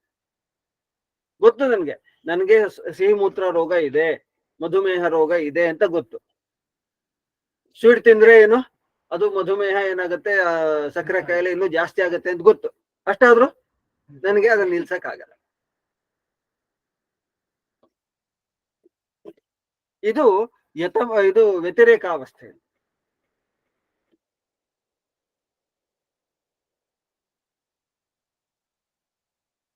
ಇನ್ ಮುಂದಿನ ಅವಸ್ಥೆ ಯಾವ್ದಪ್ಪ ಅಂತಂದ್ರೆ ಏಕೇಂದ್ರಿಯ ಅವಸ್ಥೆ ಅಂತ. ಏಕೇಂದ್ರಿಯ ಅಂತಂದ್ರೆ ಇಲ್ಲಿ ಇದ್ರಕ್ಕಿಂತನೂ ಸ್ವಲ್ಪ ಮುಂದಿನ, ಯತಮಾನ ಮತ್ತು ವ್ಯತಿರೇಕಕ್ಕಿಂತನೂ ಸ್ವಲ್ಪ ಮುಂದಿನ ಅವಸ್ಥೆ. ಇಲ್ಲೇನಪ್ಪಾ ಅಂತಂದ್ರೆ ನಾವು ತಪ್ಪು ಮಾಡಲ್ಲ. ಸಕ್ಕರೆ ಕಾಯಿಲೆ ಇದೆ ಅಂತ ಗೊತ್ತು, ಸಕ್ಕರೆ ಕಾಯಿಲೆ ಇದ್ದಿದ್ರಿಂದ ನಾನು ಜಾಸ್ತಿ ತಿಂದ್ರೆ, ಸಿಹಿ ತಿಂದ್ರೆ ಏನಾಗುತ್ತೆ, ಸಕ್ಕರೆ ಜಾಸ್ತಿ ಆಗುತ್ತೆ, ಸಕ್ಕರೆ ಕಾಯಿಲೆ ಮಧುಮೇಹ ರೋಗ ಹೆಚ್ಚಾಗುತ್ತೆ ಅಂತ ನಂಗೆ ಗೊತ್ತು. ಹಾಗಾಗಿ ಅದನ್ನ ತಿನ್ನಲ್ಲ, ಆ ತಪ್ಪನ್ನು ಮಾಡಲ್ಲ ನಾನು. ಆದ್ರೆ ಆ ಸ್ವೀಟ್ ಅನ್ನು ನೋಡಿದಾಗ ಮನಸ್ಸಿನೊಳಗೆ ಅನಿಸ್ತಾ ಇರುತ್ತೆ, ಏನೋ ಒಂದು ತಿನ್ಬಿಟ್ರೆ, ಇದೊಂದು ಮೈಸೂರು ಪಾಕ್ ತಿನ್ಬಿಟ್ರೆ, ಇದೊಂದು ಧಾರವಾಡ ಪೇಡ ತಿನ್ಬಿಟ್ರೆ, ಇದೊಂದು ಜಾಮೂನ್ ತಿನ್ಬಿಟ್ರೆ ಅಂತ ಏನ್ಮಾಗ್ತಿರುತ್ತೆ, ಮನಸ್ಸಿನೊಳಗೆ ನಮ್ಗೆ ಅನಿಸ್ತಾ ಇರುತ್ತೆ, ಮನಸ್ಸಿನೊಳಗೆ ಅನಿಸ್ತಾ ಇರುತ್ತೆ. ಆದ್ರೆ ನಾವು ಆ ಕೆಲಸ ಮಾಡೋದಿಲ್ಲ, ಆ ತಪ್ಪನ್ನು ಮಾಡಕ್ ಹೋಗೋದಿಲ್ಲ. ಆದ್ರೆ ಮನಸ್ಸು ಅದರಿಂದ ಹಿಂದೆ ಸರಿದಿರೋದಿಲ್ಲ ತಪ್ಪಿನಿಂದ.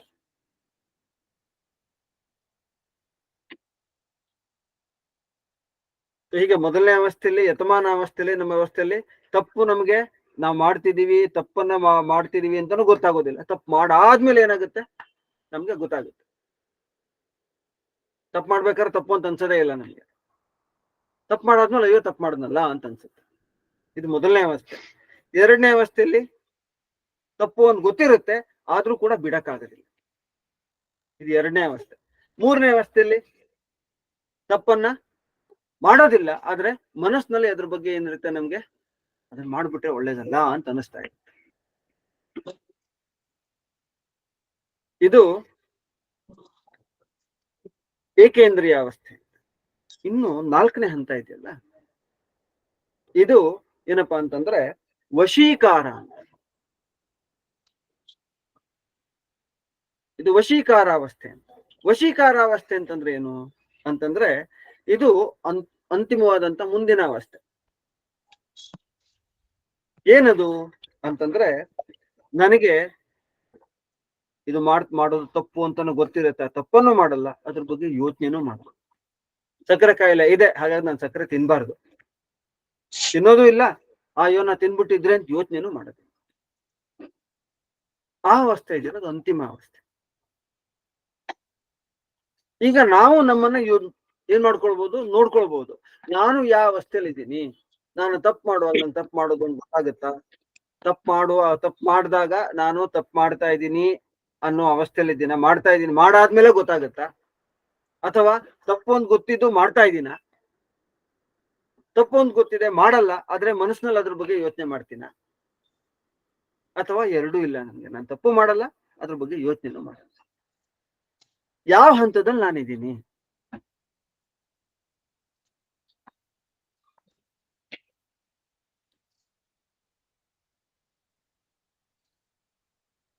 ಹೀಗೆ ಒಂದು ವ್ಯಕ್ತಿ ಯಾವ ತರ ಕೆಲಸಗಳನ್ನ ಮಾಡ್ತಾನೆ ಅನ್ನೋದ್ರ ಮೇಲೆ ಅವನ ತಪ್ಪು ಸರಿಗಳ ಆಧಾರದಲ್ಲಿ ಅವನು 4 ಹಂತದಲ್ಲಿ ವ್ಯಕ್ತಿಗಳು ಇರ್ತಾರೆ.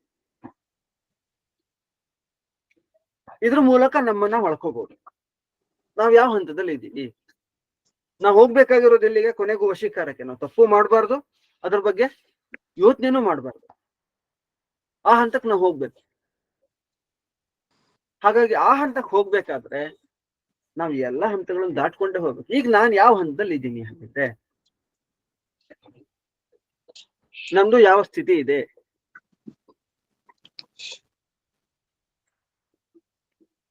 ಅನ್ನೋದನ್ನ ನಾವು ಅರ್ಥ ಮಾಡ್ಕೋಬೇಕು. ಸೊ ಆ ಸ್ಥಿತಿಯಿಂದ ನಾವು ಮೇಲಕ್ಕೆ ಹೋಗ್ಬೇಕು. ಇದು ಕೆಲಸ ಮಾಡೋದಲ್ಲ, ಆಯ್ತಾ? ಇದು ನಮ್ಮ ಒಂದು ಕೆಲಸ ಮಾಡುವಾಗ ನಮ್ಮ ತಪ್ಪುಗಳ ಸರಿಗಳ ಬಗ್ಗೆ ಈ ಹಂತದಲ್ಲಿ ಇದೀವಿ ಅಂತ ನಮ್ಗೆ ಗೊತ್ತಾಯ್ತು ಅಂತ ಆದ್ಮೇಲೆ ಆ ವಶೀಕಾರ ಹಂತಕ್ಕೆ ಹೋದ್ಮೇಲೆ ಮತ್ತೆ ಮುಂದೆ ಏನಾಗ್ತಾ ಹೋಗ್ತೀವಿ, ನಾವು ಮೇಲಕ್ಕೆ ಹೋಗ್ತಾ ಹೋಗ್ತೀವಿ. ಯಾವುದೇ ಕಾರಣಕ್ಕೂ ನಾವು ಯತಮಾನ ಸ್ಥಿತಿಯಿಂದ ಮೇಲಕ್ಕೆ ಹೋಗ್ಬೇಕು. ವ್ಯತಿರೇಕಕ್ಕಾದ್ರೂ ಹೋಗ್ಬೇಕು, ಏಕೆಂದ್ರಕ್ಕಾದ್ರೂ ಹೋಗ್ಬೇಕು, ವಶೀಕಾರ ಅಲ್ಲಿ ತನಕ ಹೋಗ್ಬೇಕಾದ್ ನಮ್ ಗುರಿ.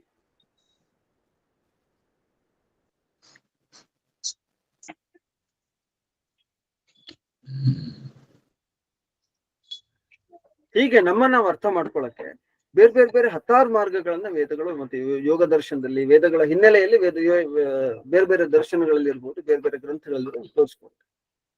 ಇದು ಒಂದು ತರ ನಮ್ಮನ್ನ ನಾವು ಅರ್ಥ ಮಾಡ್ಕೊಳ್ಳುವಂತ ರೀತಿ. ನಾವು ಯಾವ ಹಂತದಲ್ಲಿ ಇದ್ದೀವಿ, ಯಾವ ಸ್ಥಿತಿಯಲ್ಲಿ ಇದ್ದೀವಿ ಅಂತ.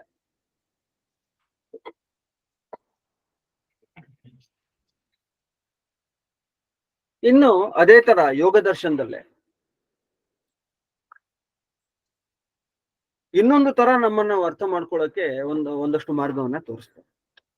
ಯೋಗ ದರ್ಶನದಲ್ಲಿ ಮೊದಲನೇ ಸೂತ್ರ ಬರುವಂತದ್ದು ಅಥ ಯೋಗಾನುಶಾಸನಂ ಅಂತ. ಅದ ನಂತರ ಎರಡನೇ ಸೂತ್ರ ಬರುವಂತದ್ದು ಯೋಗಶ್ಚಿತ್ತ ವೃತ್ತಿ ನಿರೋಧ. ಹೀಗೆ ಸಾಮಾನ್ಯವಾಗಿ ನಮ್ಮ ದರ್ಶನ ಶಾಸ್ತ್ರಗಳಲ್ಲಿ ಏನಪ್ಪಾ ಅಂತಂದ್ರೆ, ಈಗ ಯೋಗ ಸೂತ್ರ ರೂಪದಲ್ಲಿ ಇರುವಂತದ್ದು, ಯೋಗ ದರ್ಶನ ಪತಂಜಲಿಗಳು ಬರೆದಿರುವಂತದ್ದು ಸೂತ್ರ ರೂಪದಲ್ಲಿ ಬರೆದಿದ್ದಾರೆ. ಸಾಮಾನ್ಯವಾಗಿ ಹೆಚ್ಚಿನ ಎಲ್ಲ ದರ್ಶನಗಳು ಕೂಡ ಹಾಗೆ ಇರುವಂತದ್ದು. ಯಾವುದೇ ದರ್ಶನ ತಗೊಂಡ್ರೆ ಆ ದರ್ಶನಕ್ಕೆ ಒಬ್ಬರು ಸೂತ್ರಕಾರ ಇರ್ತಾರೆ.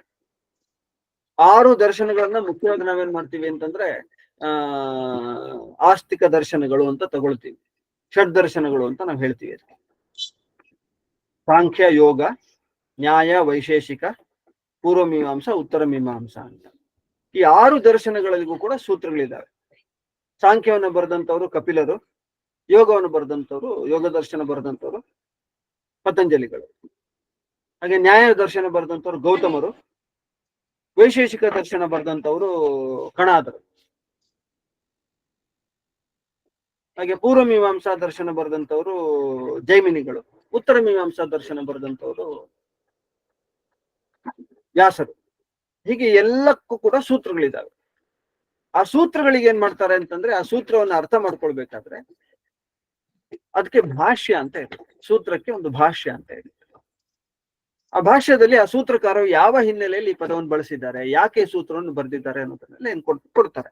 ಸೊ ಅದೊಂದು ಮಾತ್ರ ಅರ್ಥ ಅಂತ ಅನ್ಕೊಳ್ಬೇಕಾದ ಅವಶ್ಯಕತೆ ಇಲ್ಲ ನಾವು. ಯಾಕೆಂದ್ರೆ ಕೆಲವೊಮ್ಮೆ ಆ ಭಾಷೆಗಳಲ್ಲಿ ಏನಾಗುತ್ತೆ ಅಂತಂದ್ರೆ ಪೌರಾಣಿಕ ಹಿನ್ನೆಲೆಯು ಕೂಡ ಸಾಕಷ್ಟು ಇರುತ್ತೆ. ಸೊ ಹಾಗಾಗಿ ಆ ಹಿನ್ನೆಲೆಯಿಂದ, ಆ ಪೌರಾಣಿಕ ಹಿನ್ನೆಲೆಗಿಂತ ನಾವು ವೇದಗಳ ಹಿನ್ನೆಲೆಯಲ್ಲಿ ನಾವೇ ಅರ್ಥ ಮಾಡ್ಕೊಳ್ಳುವಂತ ಪ್ರಯತ್ನ ಮಾಡ್ಬೇಕು. ಆದ್ರೆ ಅದರಲ್ಲಿರುವಂತ ಅನೇಕ ವಿಚಾರಗಳು ವೇದಕ್ಕೆ ಉಪಯುಕ್ತವಾದಂತದ್ದು ಕೂಡ ಸಿಗುತ್ತೆ. ಸೊ ಹಾಗೆ ಆ ಯೋಗ ಸೂತ್ರಕ್ಕೆ ಭಾಷ್ಯ ಬರೆದಂತವರು ವ್ಯಾಸರು ಅಂತ.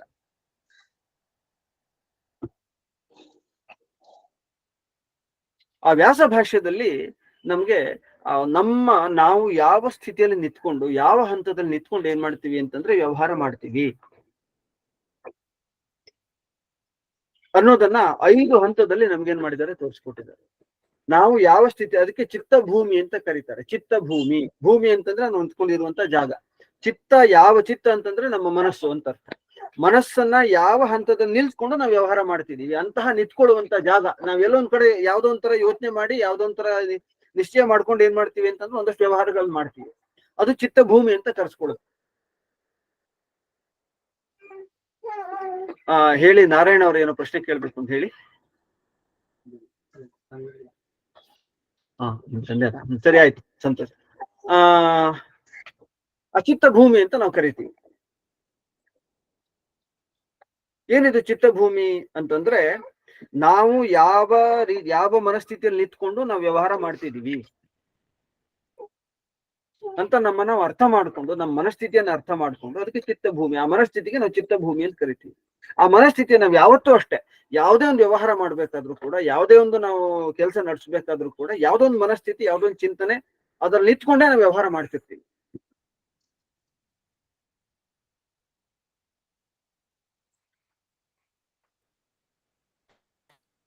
ಹಾಗಾಗಿ ಅದನ್ನ ಅರ್ಥ ಮಾಡ್ಕೊಳ್ಬೇಕು ಅನ್ನೋ ಆ ಚಿತ್ತಭೂಮಿಗಳು 5 ಚಿತ್ತಭೂಮಿಯನ್ನು ಹೇಳಿದ್ದಾರೆ. ಕ್ಷಿಪ್ತ, ವಿಕ್ಷಿಪ್ತ, ಮೂಢ, ನಿರುದ್ಧ, ಏಕಾಗ್ರ ಮತ್ತು ನಿರುದ್ಧ ಅಂತ. ಕ್ಷಿಪ್ತ, ವಿಕ್ಷಿಪ್ತ, ಮೂಢ, ಏಕಾಗ್ರ ಮತ್ತು ನಿರುದ್ಧ ಅಂತ ಈ 5 ಅವಸ್ಥೆಗಳಲ್ಲಿ ನಿಂತ್ಕೊಂಡು ನಾವು ವ್ಯವಹಾರ ಮಾಡ್ತೀವಿ. ಈ 5 ಮನಸ್ಥಿತಿಯನ್ನ ನಾವು ಇಟ್ಕೊಂಡಿರ್ತೀವಿ. ಈ 5 ಮನಸ್ಥಿತಿಗಳ ಮೂಲಕ ನಮ್ಮ ವ್ಯವಹಾರ ಪ್ರತಿನಿತ್ಯ ನಡೀತಾ ಇರುತ್ತೆ. ಅದ್ ಯಾವುದೋ ಒಂದ್ರಲ್ಲಿ ನಾವ್ ಇರ್ತೀವಿ ಅಂತ ಅವ್ರು ಹೇಳ್ತಾರೆ ವ್ಯಾಸರು.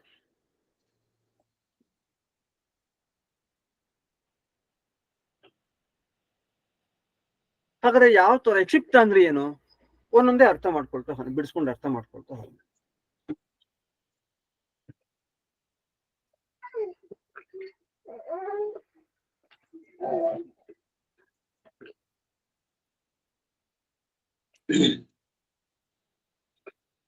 ಕ್ಷಿಪ್ತ ಅಂತಂದ್ರೆ ಕ್ಷಿಪ್ತಾವಸ್ಥೆ. ಆ ಶಬ್ದವೇ ಹೇಳ್ತಾ ಇದೆ. ಕ್ಷಿಪ್ತ ಅಂತಂದ್ರೆ ಆ ಕ್ಷಿಪ್ತಾವಸ್ಥೆಯಲ್ಲಿ ನಮ್ಮ ಮನಸ್ಥಿತಿ ಹೇಗಿರುತ್ತೆ ಅಂತಂದ್ರೆ,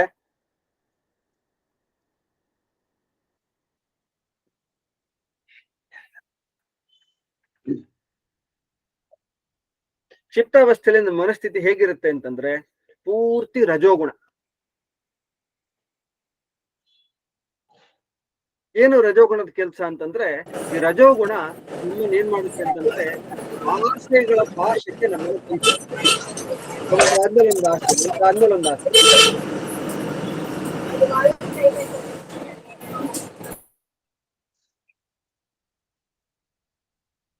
ಒಂದಾದ್ಮೇಲೆ ಒಂದು ಆಸೆ, ಒಂದಾದ್ಮೇಲೆ ಒಂದು ಆಸೆಗಳು ಏನ್ ಮಾಡುತ್ತೆ ಅಂತಂದ್ರೆ ಆಸೆಯ ಪಾಶಗಳ, ಕಾಮ ಅಂತ ಹೇಳ್ತೀವಿ ನಾವು, ಆಸೆ ಅಂತ ಹೇಳ್ತೀವಿ.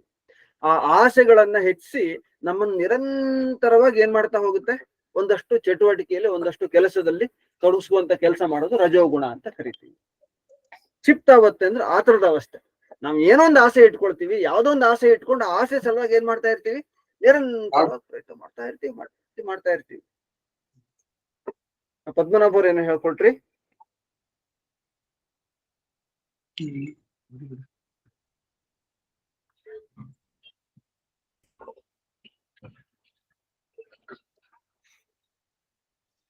ಇಲ್ಲ ಸರ್,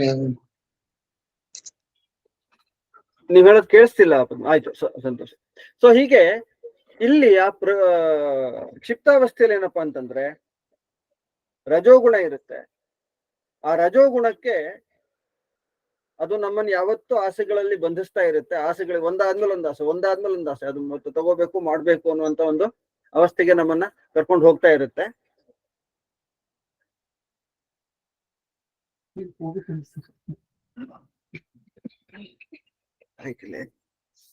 ಕೆಲಸದಲ್ಲಿ ನಮ್ಮನ್ನ ತೊಡಗಿಸ್ತಾ ಇರುತ್ತೆ, ಆಸೆಗಳ ಪಾಶದಲ್ಲಿ ಬಂಧಿಸ್ತಾ ಇರುತ್ತೆ. ಇದು ಕ್ಷಿಪ್ತಾವಸ್ಥೆ.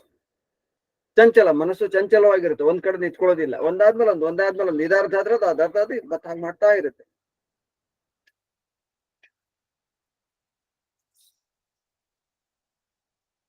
ಈ ಕ್ಷಿಪ್ತಾವಸ್ಥೆಗೆ ನಮ್ಮ ಇತಿಹಾಸದಲ್ಲಿ ನಾವ್ ಯಾರು ಉದಾಹರಣೆ ತಗೊಳ್ಬಹುದು, ನಾವು ಅರ್ಥ ಮಾಡ್ಕೊಳ್ಬೇಕು ಅಂತಿದ್ರೆ ಅದಕ್ಕೆ ಒಂದು ಉತ್ತಮವಾದಂತಹ ಉದಾಹರಣೆ ಯಾರಪ್ಪ ಅಂತಂದ್ರೆ ದುರ್ಯೋಧನ.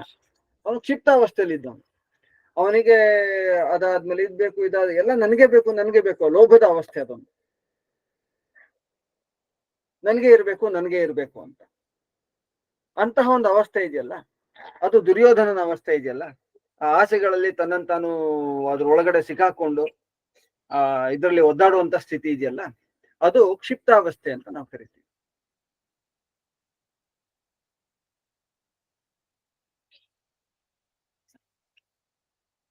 ಅದ್ರ ನಂತರದ ನೆಕ್ಸ್ಟ್ ಅವಸ್ಥೆ ಯಾವ್ದಪ್ಪ ಅಂತಂದ್ರೆ ವಿಕ್ಷಿಪ್ತ ಅಂತ.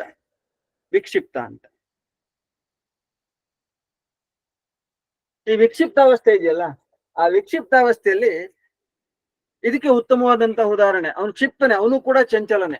ಆದ್ರೆ ವಿಕ್ಷಿಪ್ತ ಅಂತಂದ್ರೆ ವಿಶಿಷ್ಟತಃ ಕ್ಷಿಪ್ತಂ, ವಿಶೇಷೇಣ ಕ್ಷಿಪ್ತ ಅಂತ. ಅಂದ್ರೆ ಯಾವುದೋ ಒಂದ್ರ ಕಡೆ ಮಾತ್ರ ಆಸೆ ಜಾಸ್ತಿ. ಅದಕ್ಕೆ ಉದಾಹರಣೆ ರಾವಣ. ಅತ್ಯಂತ ಉತ್ತಮವಾದಂತ ಉದಾಹರಣೆ ಯಾರು? ರಾವಣ. ಕ್ಷಿಪ್ತಾವಸ್ಥೆಯಲ್ಲಿ ಎಲ್ಲವೂ ನನಗೆ ಬೇಕು, ಪ್ರತಿಯೊಂದು ನಂದೇ, ಎಲ್ಲದೂ ನಂದೇ ಅಂತ ಅನ್ನುವಂತಹ ಒಂದು ಭಾವ ಇರುತ್ತೆ. ವಿಕ್ಷಿಪ್ತಾವಸ್ಥೆಯಲ್ಲಿ ಅದಕ್ಕಿಂತ ಸ್ವಲ್ಪ ಮುಂದಿನ ಹಂತ ಅದು. ಇದು ಯಾವುದೋ ಒಂದು ವಿಷಯದ ಬಗ್ಗೆ ಮಾತ್ರ ಏನು ಅತಿಯಾದ ಆಸಕ್ತಿ, ಅದನ್ನು ಪಡ್ಕೊಳ್ಳೇಬೇಕು ಅನ್ನುವಂತ ಒಂದು ಅವಸ್ಥೆ, ಅದು ವಿಕ್ಷಿಪ್ತ ಅವಸ್ಥೆ. ಅದಕ್ಕೆ ಉತ್ತಮವಾದಂತ ಉದಾಹರಣೆ ಯಾರು? ರಾವಣ.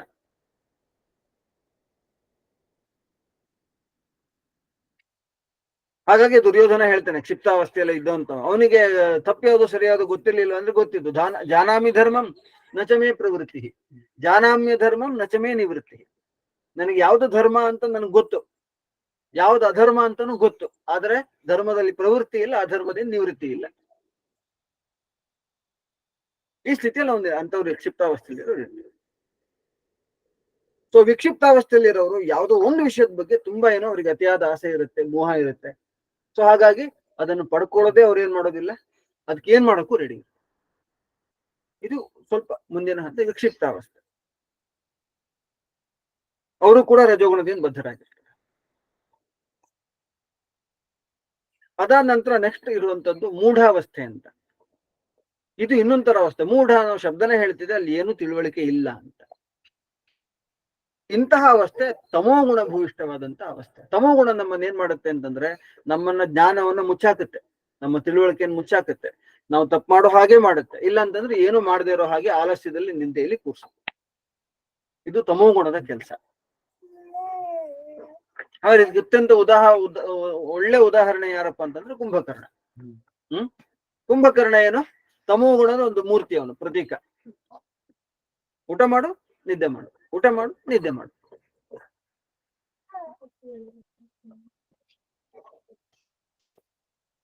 ಹಾಗೆ ಪ್ರಾಣಿಗಳಲ್ಲಿ ತಗೊಂಡ್ರೆ ಅದಕ್ಕೆ ಅಜಗರ ವೃತ್ತಿ ಅಂತ ಕರೀತಾರೆ. ಏನೋ ಅಜಗರ, ಹೆಬ್ಬಾವು, ಅದಕ್ಕೆ ಬೇರೆ ಏನು ಕೆಲಸ ಇಲ್ಲ, ಒಂದ್ಸಲಿ ತಿನ್ಬಿಡುತ್ತೆ, ತಿನ್ನಕ್ ಮಾತ್ರ ಹೇಳೋದದು.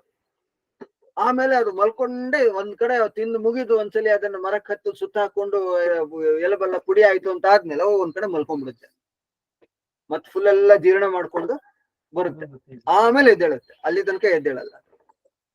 ಇವಾಗ ನಾವು ಅಲ್ಲಿ ಮೈತ್ರಿ ಗುರುಕುಲ ಇದ್ದಂತ ಸಮಯದಲ್ಲಿ ಅಲ್ಲಿ ಹೆಬ್ಬವಿತ್ತಲ್ಲಿ ಸಾಕಷ್ಟು ಹೆಬ್ಬಾವಿನ ಮರಿಗಳೆಲ್ಲ ಹಿಡಿದು ನಾವು ಕಾಡಿಗೆ ಬಿಟ್ಟಿದೀವಿ ಅಲ್ಲಿ. ಸೊ ಹಾಗಾಗಿ ಹೆಬ್ಬಾವಿತ್ತಲ್ಲಿ. ಸೊ ಅಲ್ಲಿ ಅದ್ ಹೆಬ್ಬಾವು ಒಂದ್ ಕಡೆ ಮಲ್ಕೊಂಡು ಎದ್ದು ಹೋಗಿತ್ತು. ನಾವೇನೋ ಕೆಲಸ ಮಾಡ್ಬೇಕಿತ್ತು ಅಂತ ಹೇಳ್ಬಿಟ್ಟು ಅಲ್ಲಿ ಏನ್ ಇಟ್ಟಿದ್ವಿ ಅದನ್ನೆಲ್ಲ ತೆಗಿತಾ ಇದ್ವಿ. ನೋಡಿದ್ರೆ ಕರೆಕ್ಟ್ ಆಗಿ ಅದ್ರ ದಚ್ಚು ಹಾಗೇ ಬಂದಿತ್ತು.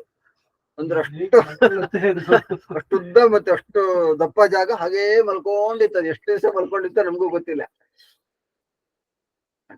ಸೊ ಈ ಹೆಬ್ಬಾವು ಇದೆಯಲ್ಲ ಅಜಗರ, ಅದು ಮೂಢ.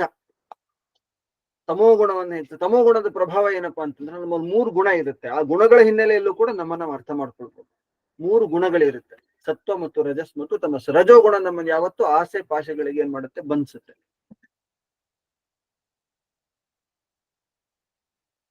ತಮೋಗುಣ ಏನ್ ಮಾಡುತ್ತೆ ಅಂತಂದ್ರೆ, ನಮ್ಮನ್ನ ನಿದ್ದೆ, ಆಲಸ್ಯ ಮತ್ತು ತಪ್ಪುಗಳು, ನಮ್ಮ ಜ್ಞಾನವನ್ನೆಲ್ಲ ಮುಚ್ಚಾಕಿ ತಪ್ಪು, ಆಲಸ್ಯ, ನಿದ್ದೆಗಳಿಗೆ ನಮ್ಮನ್ನ ಏನ್ ಮಾಡುತ್ತೆ, ದೂಡುತ್ತೆ.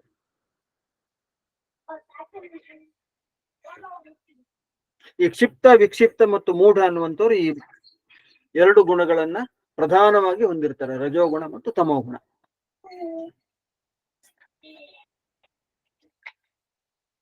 ಇದ ಮುಂದಿನ ಅವಸ್ಥೆ ಇದೆಯಲ್ಲ, ಆ ಮುಂದಿನ ಅವಸ್ಥೆ ಇರುವಂತದ್ದು ಏಕಾಗ್ರ. ಏಕಾಗ್ರ ಅಂತಂದ್ರೆ ಇದು ಕ್ಷಿಪ್ತ ವಿಕ್ಷಿಪ್ತಾವಸ್ಥೆ ಇದೆಯಲ್ಲ, ಆ ವಿಕ್ಷಿಪ್ತಾವಸ್ಥೆಯಲ್ಲೆಲ್ಲ ಕೂಡ ನೆಗೆಟಿವ್ ಕಡೆ ಇರುವಂತದ್ದು, ಪಾಸಿಟಿವ್ ಕಡೆ ಇರುವಂತದ್ದು ಏಕಾಗ್ರಾವಸ್ಥೆ.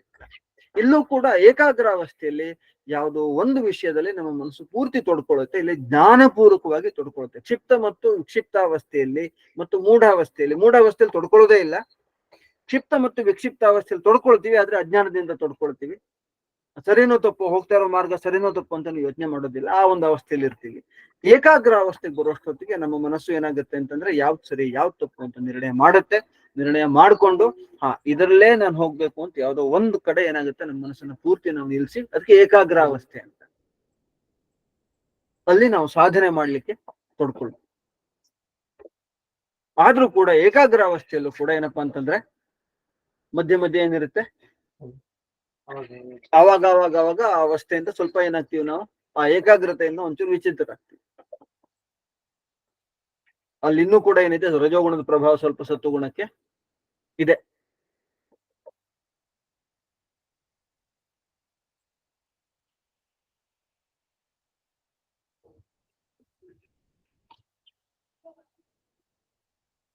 ಸೊ ಆದ್ರೂ ಕೂಡ ಆ ಏಕಾಗ್ರಾವಸ್ಥೆಯಲ್ಲಿ ನಾವು ಹೋಗ್ತಾ ಇರೋ ದಾರಿ ತಪ್ಪು ಅಂತ ಅರ್ಥ ಮಾಡ್ಕೊಂಡು ಏನ್ ಮಾಡ್ತೀವಿ, ಅದಕ್ಕೆ ಬೇಕಾದಂತ ಮಾರ್ಗದರ್ಶನ ಪಡ್ಕೊಂಡು ಮತ್ತೇನ್ ಮಾಡ್ತೀವಿ, ಸರಿಯಾದ ದಾರಿಗೆ ಹೋಗುವಂತ ಪ್ರಯತ್ನ ಮಾಡ್ತೀವಿ. ಅದು ಏಕಾಗ್ರಾವಸ್ಥೆ. ಈ ಮೂಢ, ಕ್ಷಿಪ್ತ, ವಿಕ್ಷಿಪ್ತ ಅವಸ್ಥೆಗಳಲ್ಲಿ ನಾವು ಮಾಡ್ತಿರೋ ತಪ್ಪು ಅನ್ನೋದಕ್ಕೂ ಯೋಚನೆ ಮಾಡೋಕ್ಕೂ ಕೂಡ ನಾವು ಹೋಗೋದಿಲ್ಲ. ಇನ್ನು ಮುಂದಿನ ಅವಸ್ಥೆ ನಿರುದ್ಧಾವಸ್ಥೆ. ನಿರುದ್ಧಾವಸ್ಥೆ ಅಂತಂದ್ರೆ ಇಲ್ಲಿ ನಮ್ಗೆ ಯಾವುದೇ ಏನಿಲ್ಲ, ತೊಂದರೆಗಳಿಲ್ಲ, ಯಾವುದೇ ಸಮಸ್ಯೆಗಳಿಲ್ಲ. ನಮ್ಮ ಮನಸ್ಸು ಪೂರ್ತಿ ಸತ್ವಗುಣದಿಂದ ತುಂಬಿರುತ್ತೆ. ಸತ್ವಗುಣ ಏನ್ ಮಾಡುತ್ತೆ ಅಂತಂದ್ರೆ ನಮ್ಮನ್ನ ಆನಂದದಲ್ಲಿ ಮತ್ತು ಜ್ಞಾನದಲ್ಲಿ ತೊಡಗ್ಸಕ್ಕೆ ನೋಡುತ್ತೆ.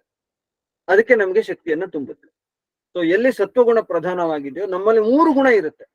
ನಮ್ಮಲ್ಲಿ 3 ಗುಣಗಳು ಕೂಡ ಇರುತ್ತೆ. 3 ಗುಣದ ಕಾಂಬಿನೇಷನ್ ಅಂದ್ರೆ ನಾವು ಸಮ್ಮಿಶ್ರಣ ಆಗಿರ್ತೀವಿ.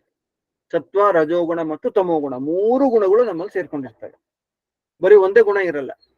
ಬರೀ ಒಂದೇ ಗುಣ ಇದ್ರೆ ಸತ್ವಗುಣ ಇಲ್ಲ ಅಂತಂದ್ರೆ, ಸತ್ವಗುಣ ಇದೆ, ತಮೋಗುಣ, ರಜೋಗುಣ ಇಲ್ಲ ಅಂತಂದ್ರೆ ಏನಾಗ್ತೀವಿ ಅಂತಂದ್ರೆ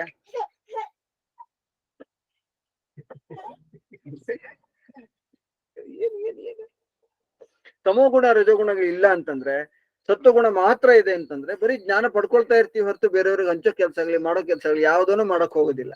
ಯಾಕಂದ್ರೆ ಯಾವ್ದಲ್ಲೂ ನಮ್ಗೆ ಆಸಕ್ತಿ ಇರೋದಿಲ್ಲ. ರಜೋಗುಣ ಬೇಕು.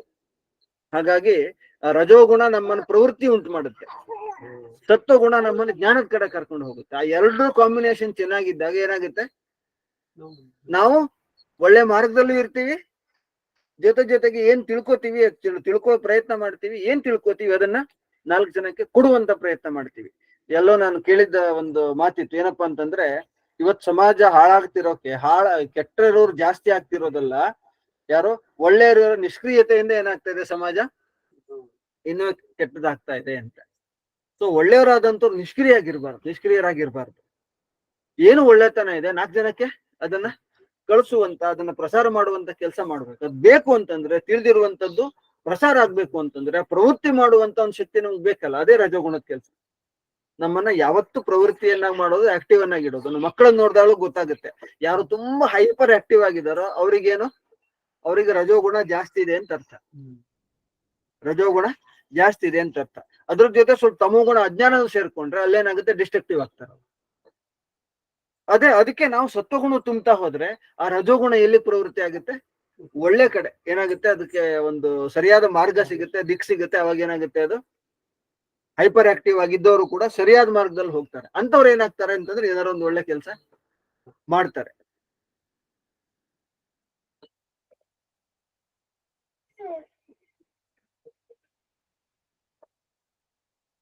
ಹಾಗೆ ಈ 3 ಗುಣದ ಕಾಂಬಿನೇಷನ್ ನಾವಿರ್ತೀವಿ, ಸತ್ವಗುಣ, ರಜೋಗುಣ ಮತ್ತು ತಮೋಗುಣ. ಭಗವದ್ಗೀತೆಯಲ್ಲಿ ಇದನ್ನು ತುಂಬಾ ಚೆನ್ನಾಗಿ 14ನೇ ಅಧ್ಯಾಯದಲ್ಲಿ ಭಗವದ್ಗೀತೆಯಲ್ಲಿ ಸತ್ವ, ರಜೋಗುಣಗಳು ನಮ್ ದೇಹದ ಮೇಲೆ, ನಮ್ಮ ವ್ಯವಹಾರದ ಮೇಲೆ ಹೇಗೆ ಪ್ರಭಾವ ಮಾಡ್ತವೆ ಅನ್ನೋದನ್ನ ತುಂಬಾ ಚೆನ್ನಾಗಿ ತಿಳಿಸ್ಕೊಟ್ಟಿದ್ದಾರೆ 14ನೇ ಅಧ್ಯಾಯದಲ್ಲಿ. ಹಾಗೆ 17ನೇ ಅಧ್ಯಾಯದಲ್ಲಿ ಆ ಸತ್ವ, ರಜಸ್, ತಮೋ ಗುಣಗಳನ್ನ ಇಟ್ಕೊಂಡು ನಾವು ಯಾವ್ಯಾವ ತರ ಕೆಲಸ ಮಾಡಿದ್ರೆ ನಾವು ಯಾವ್ಯಾವ ತರ ಗುಣ ಹೊಂದಿದೀವಿ ಅಂತ ಏನ್ ಮಾಡಿದ್ದಾರೆ, ವಿಭಾಗ ಮಾಡಿ ಕೊಟ್ಟಿದ್ದಾರೆ. ಉದಾಹರಣೆಗೆ ಹೇಳೋದಿದ್ರೆ ಆಹಾರದ ವಿಷಯಕ್ಕೆ ತಗೊಂಡ್ರೆ, ಆಹಾರದ ವಿಷಯದಲ್ಲಿ ಯಾರು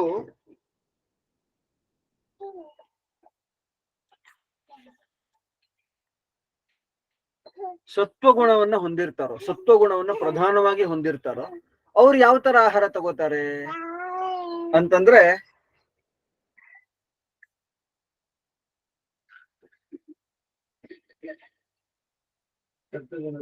ಆಹಾರ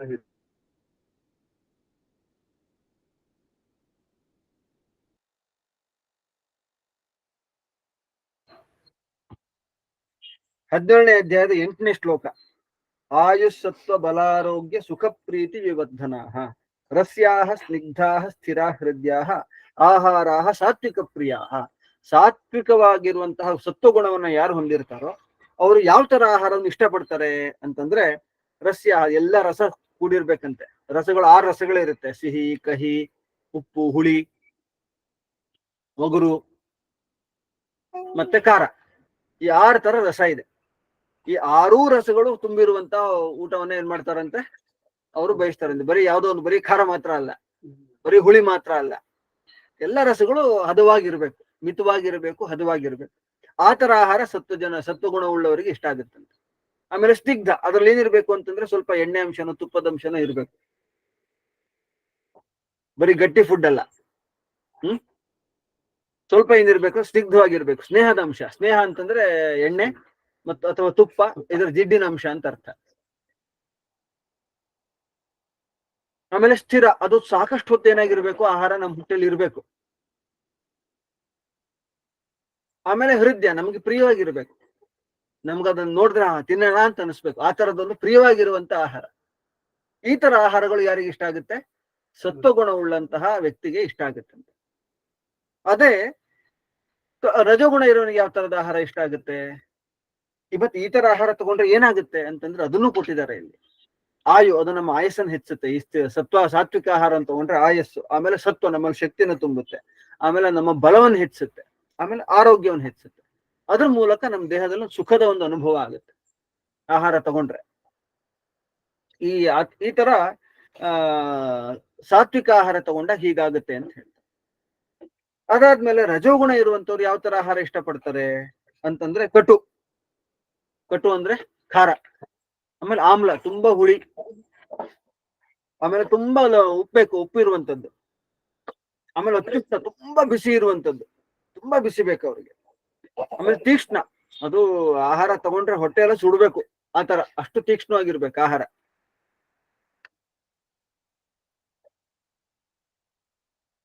ಹೀಗೆ ನಮ್ಮ ದೇಹವನ್ನ ವಿದಾಹೀನ, ನಮ್ಮ ದೇಹವನ್ನ ಒಳಗಡೆ ಹೋಗಿ ಅಷ್ಟು ಏನಾಗಿರ್ಬೇಕು, ಅದು ಆ ಮಸಾಲೆ ಗಿಸಾಲೆ ಎಲ್ಲ ಅಷ್ಟು ಇರ್ಬೇಕು. ಆ ತರ ಆಹಾರ ಯಾರಿಗೆ ಇಷ್ಟ ಆಗುತ್ತೆ? ರಜೋಗುಣ ಇರೋನಿಗೆ ಇಷ್ಟ ಆಗುತ್ತೆ. ಹಾಗೆ ತಮೋ ಗುಣದ ಇರೋರಿಗೆ ಯಾವ ತರ ಆಹಾರ ಇಷ್ಟ ಆಗುತ್ತೆ ಅಂತಂದ್ರೆ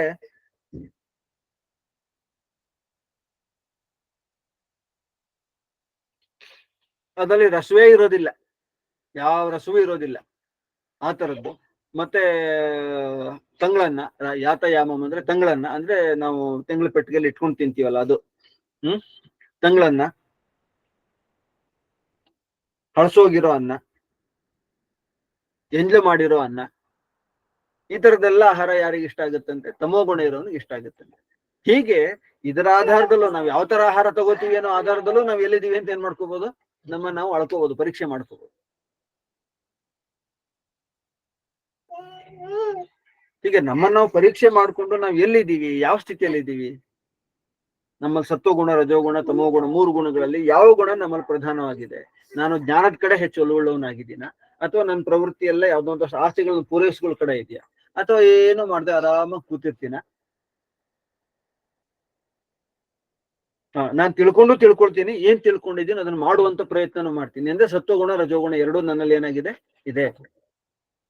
ಅಥವಾ ನಾನೇನ್ ಮಾಡ್ತೇನೆ, ರಜೋಗುಣ ಮಾಡ್ತಾ ಇರ್ತೀನಿ, ಏನೋ ಒಂದಷ್ಟು ತಪ್ಪಾಗುತ್ತೆ, ಅಷ್ಟೇ ತರ ಸತ್ವಗುಣ ಇಟ್ಕೊಂಡು ಹಿಂದೆ ಇಟ್ಕೊಂಡು ಒಂದಷ್ಟು ಒಳ್ಳೆ ತಿಳ್ಕೊಂಡು ಮಾಡೋ ಪ್ರಯತ್ನ ಮಾಡ್ತೀನಿ. ಅದು ಆಗ್ಬೋದು, ಈ ಕಾಂಬಿನೇಷನ್ ಇದ್ರೂ ಆಗ್ಬೋದು. ಹಾಗಾಗಿ ನಾವು ನೋಡಿ ಏನಪ್ಪಾ ಅಂತಂದ್ರೆ ನಮ್ಮಲ್ಲಿ ಎಷ್ಟು ಚೆನ್ನಾಗಿರುವಂತ ವ್ಯವಸ್ಥೆ ಇತ್ತು ಅಂತಂದ್ರೆ ಆಡಳಿತ ಮಾಡುವಾಗ,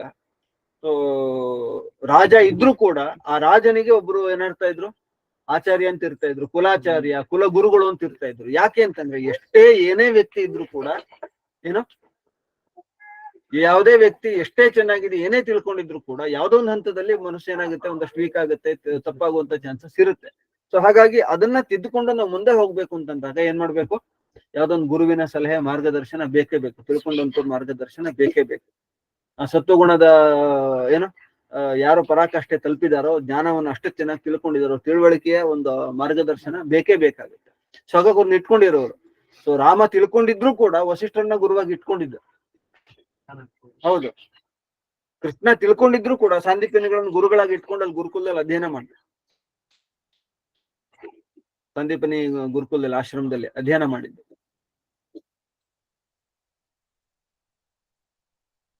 ಸೊ ಯಾವುದೇ ಸಂದರ್ಭದಲ್ಲೂ ಕೂಡ ಈ 3 ಗುಣಗಳು ನಮ್ಮಲ್ಲಿರುತ್ತೆ.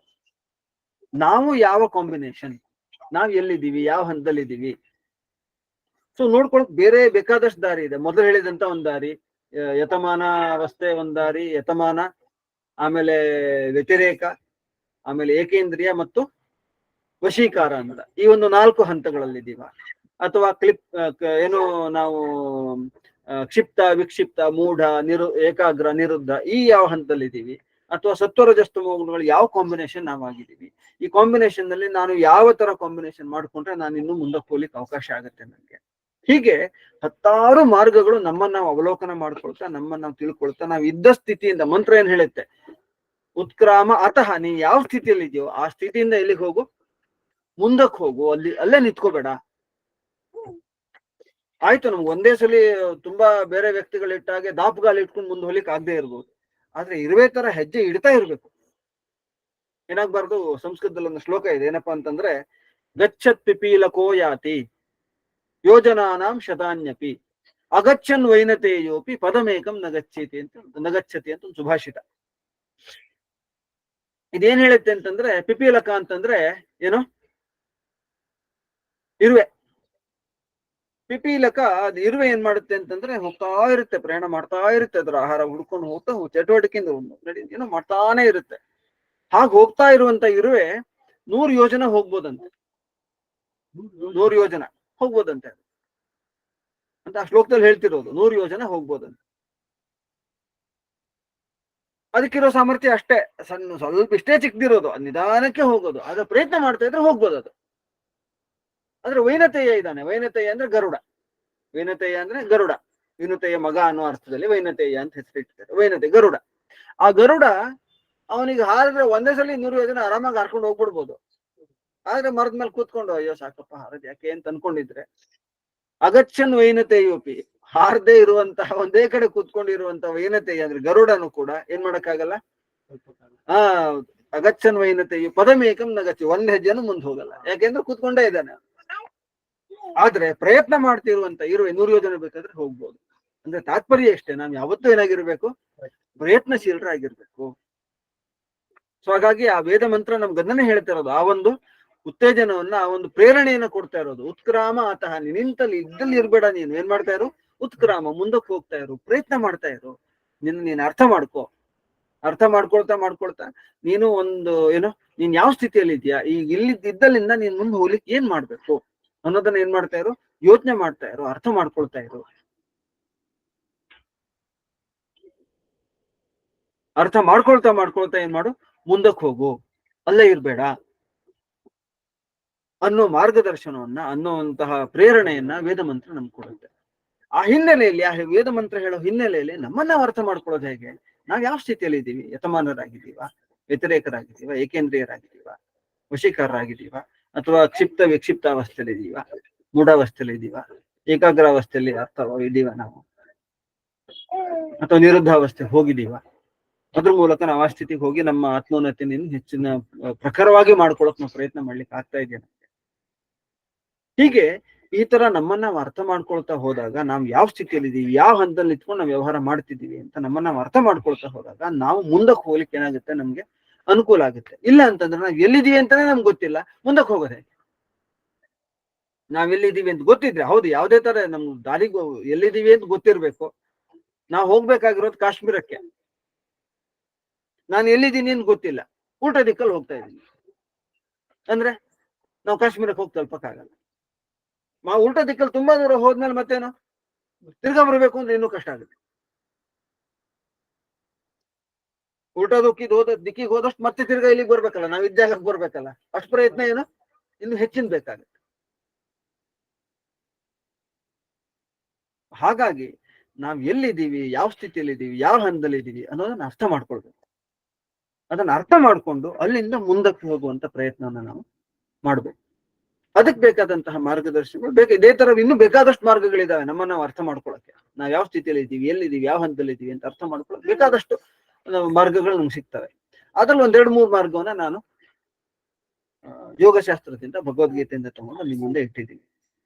ಸೊ ಇದ್ರ ಬಗ್ಗೆ ನೀವೇನಾದ್ರೂ ವಿಷಯ ಜೋಡಿಸೋದಿದ್ರೆ ಜೋಡಿಸ್ಬೋದು, ಇಲ್ಲ ಅಂತಂದ್ರೆ ಅಕಸ್ಮಾತ್ ಹೇಳಿದ ವಿಷಯದಲ್ಲಿ ಪ್ರಶ್ನೆಗಳಿದ್ರೆ ಕೇಳ್ಬೋದು. ಪ್ರಶ್ನೆ ಕೇಳೋದು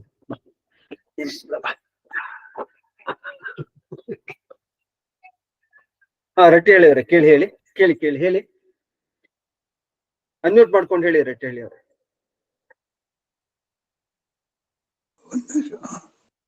ಅದು ಕೇಳಿಸುತ್ತೆ ಹೇಳಿ. ಈಗ ಆಹಾರದ ಪ್ರಕಾರಗಳನ್ನು ಹೇಳಿದ್ರೆ ಎಲ್ಲ ಮನುಷ್ಯನು ಸಾತ್ವಿಕ ಆಹಾರನ್ನೇ ಇಷ್ಟಪಡ್ತಾನೆ. ಅಂದ್ರೆ ಗುಣಗಳಿಂದ ಆಹಾರನ್ನ ನಿರ್ಧಾರ ಮಾಡಿ ನಾವು ತಗೊಳ್ಳೋದಿಲ್ಲ. ನಾವು ಯಾವ ಆಹಾರ ತಗೊಳ್ತೇವೆ ಅದರಿಂದ ನಮ್ಮ ಗುಣ ಪ್ರಕಟವಾಗುತ್ತೆ. ನಾವು ತಂಗಳನ್ನೇ ಊಟ ಮಾಡ್ತಾ ಇದ್ರೆ ಮೂಢಾವಸ್ಥೆಯಲ್ಲಿ ನಾವು ಜಾಸ್ತಿ ಇರುತ್ತೇವೆ. ಅಂದ್ರೆ ನಾವು ಆಮೇಲೆ ಪ್ರತಿಯೊಬ್ಬ ಮನುಷ್ಯನು ಮೂರು ಗುಣಗಳಲ್ಲಿ ದಿನಾಲು ವ್ಯವಹಾರ ಮಾಡ್ತಾ ಇರ್ತಾನೆ. ಅಂದ್ರೆ ಯಾವಾಗಲೂ ಮೂಢನಾಗೆ ಇರೋದಿಲ್ಲ. ಸಾತ್ವಿಕನು ಯಾವಾಗಲೂ ಸತ್ವಗುಣದಲ್ಲಿನೇ ಇರೋದಿಲ್ಲ. ರಜೋಗುಣನು ಬರುತ್ತೆ ಅವನಿಗೆ, ಡಿಪೆಂಡಿಂಗ್ ಅಪಾನ್ ಸರ್ಕಮ್ಸ್ಟಾನ್ಸಸ್. ಹಂಗೆ ಇಲ್ಲಿ ನಮ್ಮ ವ್ಯವಹಾರಗಳನ್ನು ಮಾಡುವಾಗ ಸತ್ವಗುಣ ಪ್ರಧಾನವಾಗಿ ಮಾಡಿ ಅಂತಂದು ನಾವು ಪ್ರಯತ್ನ ಮಾಡ್ಬೇಕಾಗುತ್ತೆ. ಸರಿ ಇದೆ, ನೀವ್ ಹೇಳಿದ ಅಂಶ ಸರಿ ಇದೆ. ನೀವ್ ಹೇಳಿದಾಗೆ ನಾವು ಮೂರು ಗುಣವನ್ನು ಎಲ್ಲರೂ ಇಟ್ಕೊಂಡಿರ್ತೀವಿ. ಆ ಮೂರು ಗುಣ ಇಟ್ಕೊಂಡೇ ನಾವು ವ್ಯವಹಾರ ನಡೆಸುವಂತದ್ದು. ಆದ್ರೆ ನಮ್ದೇ ಆದಂತ ಒಂದು ಪ್ರಧಾನ ಗುಣ ಅಂತ ಇರುತ್ತೆ. ಅಲ್ಲಿ ಗೌಣ ಮತ್ತು ಪ್ರಧಾನ ಭಾವ ಅಂತ ಇರುತ್ತೆ. ಕರೆಕ್ಟ್. ಗೌಣ ಮತ್ತು ಪ್ರಧಾನ ಭಾವ ಅಂತ ಯಾವುದೋ ಒಂದು ಗುಣ ಪ್ರಧಾನವಾಗಿರುತ್ತೆ, ಅದಕ್ಕೆ ಸಪೋರ್ಟ್ ಆಗಿ ಗೌಣ ಗುಣಗಳು ಬೇರೆ, ತಮೋ ಗುಣ ಇರ್ಬೋದು, ರಜಗುಣ. ಸತ್ವಗುಣ ಪ್ರಧಾನವಾಗಿದೆ ಅಂತಂದ್ರೆ ಅದಕ್ಕೆ ಸಪೋರ್ಟ್ ಆಗಿ ತಮೋಗುಣ ರಜೋಗುಣಗಳು ಇರ್ಬೋದು. ಅಥವಾ ರಜೋಗುಣ ಪ್ರಧಾನವಾಗಿದೆ ಅಂತಂದ್ರೆ ಸಪೋರ್ಟಿವ್ ಆಗಿ ಇನ್ನೊಂದು ಗುಣ. ಹೀಗೆ ಪ್ರಧಾನವ ಯಾವ್ದಿದೆ ಅಂತ ಅದನ್ನ ನಾವು ಬದಲಾಯಿಸ್ಕೊಳ್ಬಹುದು. ಅದನ್ನ ನಾವೇನ್ ಮಾಡ್ಬೋದು, ಬದಲಾಯಿಸ್ಕೊಳ್ಬಹುದು ನಮ್ಮ ವ್ಯವಹಾರದಿಂದ, ಚಿಂತನೆಯಿಂದ. ಈಗ ನಾವ್ ಹೇಳಿದಂಗೆ ಆಹಾರ ಪದ್ಧತಿಯಿಂದ ನಾವೇನ್ ಮಾಡ್ಬೋದು, ನಮ್ಮನ್ನ ಬದಲಾಯಿಸ್ಕೊಳ್ಬಹುದು. ಕರೆಕ್ಟ್. ಯಾವುದೋ ಒಂದು ಗುಣ ಪ್ರಧಾನವಾಗಿ ಪ್ರತಿಯೊಬ್ಬ ಮನುಷ್ಯನಲ್ಲಿನೂ ಇರುತ್ತೆ. ಆದ್ರೂ ಸತ್ವಗುಣಕ್ಕೆ ಟ್ರಾನ್ಸ್ಫರ್ ಆಗ್ಲಿಕ್ಕೆ ಅಂದ್ರೆ ಮುಂದೆ ಅಲ್ಲಿ ಬರ್ಲಿಕ್ಕೆ ನಾವು ಪ್ರಯತ್ನ ಮಾಡ್ಬೋದು. ಹೌದು, ಸರಿ ಸರಿ ಇದೆ, ನೀವ್ ಹೇಳಿ ಸರಿ. ನಮಸ್ತೆ. ನಮಸ್ತೆ. ನಮಸ್ತೆ.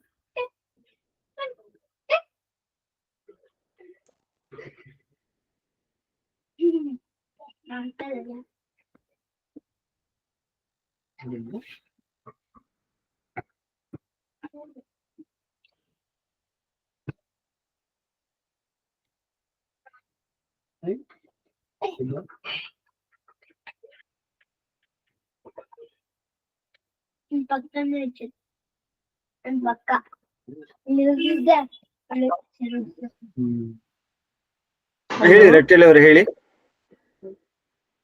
ಒಂದ್ ನಿಮಿಷ ರಟ್ಟೆಳ್ಳಿ ಅವ್ರೆ, ಹೇಳಿ ಹೇಳಿ ಹೇಳಿ. ವಸಂತ್, ವೆನಿಲಾ ವಸಂತ್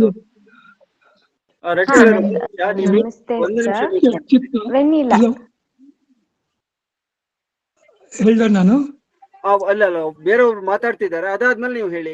ಬೇರೊಬ್ರು ಮಾತಾಡ್ತಿದ್ದಾರೆ, ಮ್ಯೂಟ್ ಮಾಡ್ಕೊಳ್ಳಿ ಒಂದ್ ನಿಮಿಷ. ಹೇಳಿ ವೆನಿಲಾ ಅವ್ರೆ, ಹೇಳಿ. ಸರ್ ನಮಸ್ತೆ. ಸ್ವಲ್ಪ ನೀವೊಂದು ವರ್ಡಿಂಗ್ಸ್ ಹೇಳಿದ್ರಲ್ಲ, ಪಿಪಿಲೇಖ, ಗಚ್ಚ, ವೈನಪ, ಅದು ಸ್ವಲ್ಪ ರಿಪೀಟ್ ಮಾಡಕ್ಕಾಗತ್ತಾ ಸರ್? ಫಸ್ಟ್ ಲೈನ್ ಅಡ್ಜಸ್ಟ್ ನಾನು ಬರ್ದು ಬಿಡ್ತೀನಿ. ನೀವ್ ಎಲ್ಲಿಂದ ಮಾಡ್ತಿರೋದು ವೆನಿಲಾ ಅವ್ರೆ? ನಾನ್ ಬಂದ್ KR ಪುರಂ ಇಂದ ಸರ್, ಲೈಕ್ ಕಿತ್ತಗ್ನೂರ್, ಬೆಂಗಳೂರೇ. ಓಕೆ, ಸರಿ ಸರಿ, ಆಯ್ತು, ಹೇಳ್ತೀನಿ.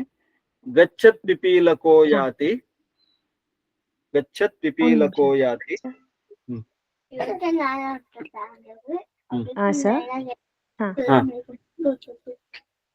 ಗಚ್ಚತ್ ಪಿಪೀಲಕೋ ಯಾತಿ ಯೋಜನಾನಾಂ ಶತಾನ್ಯಪಿ.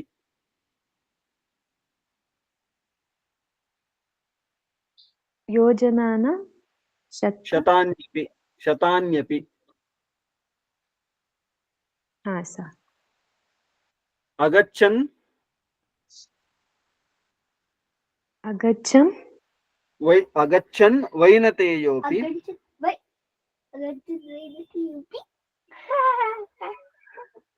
ವೈನತೇನ ವೈನತೇಯೋಪಿ.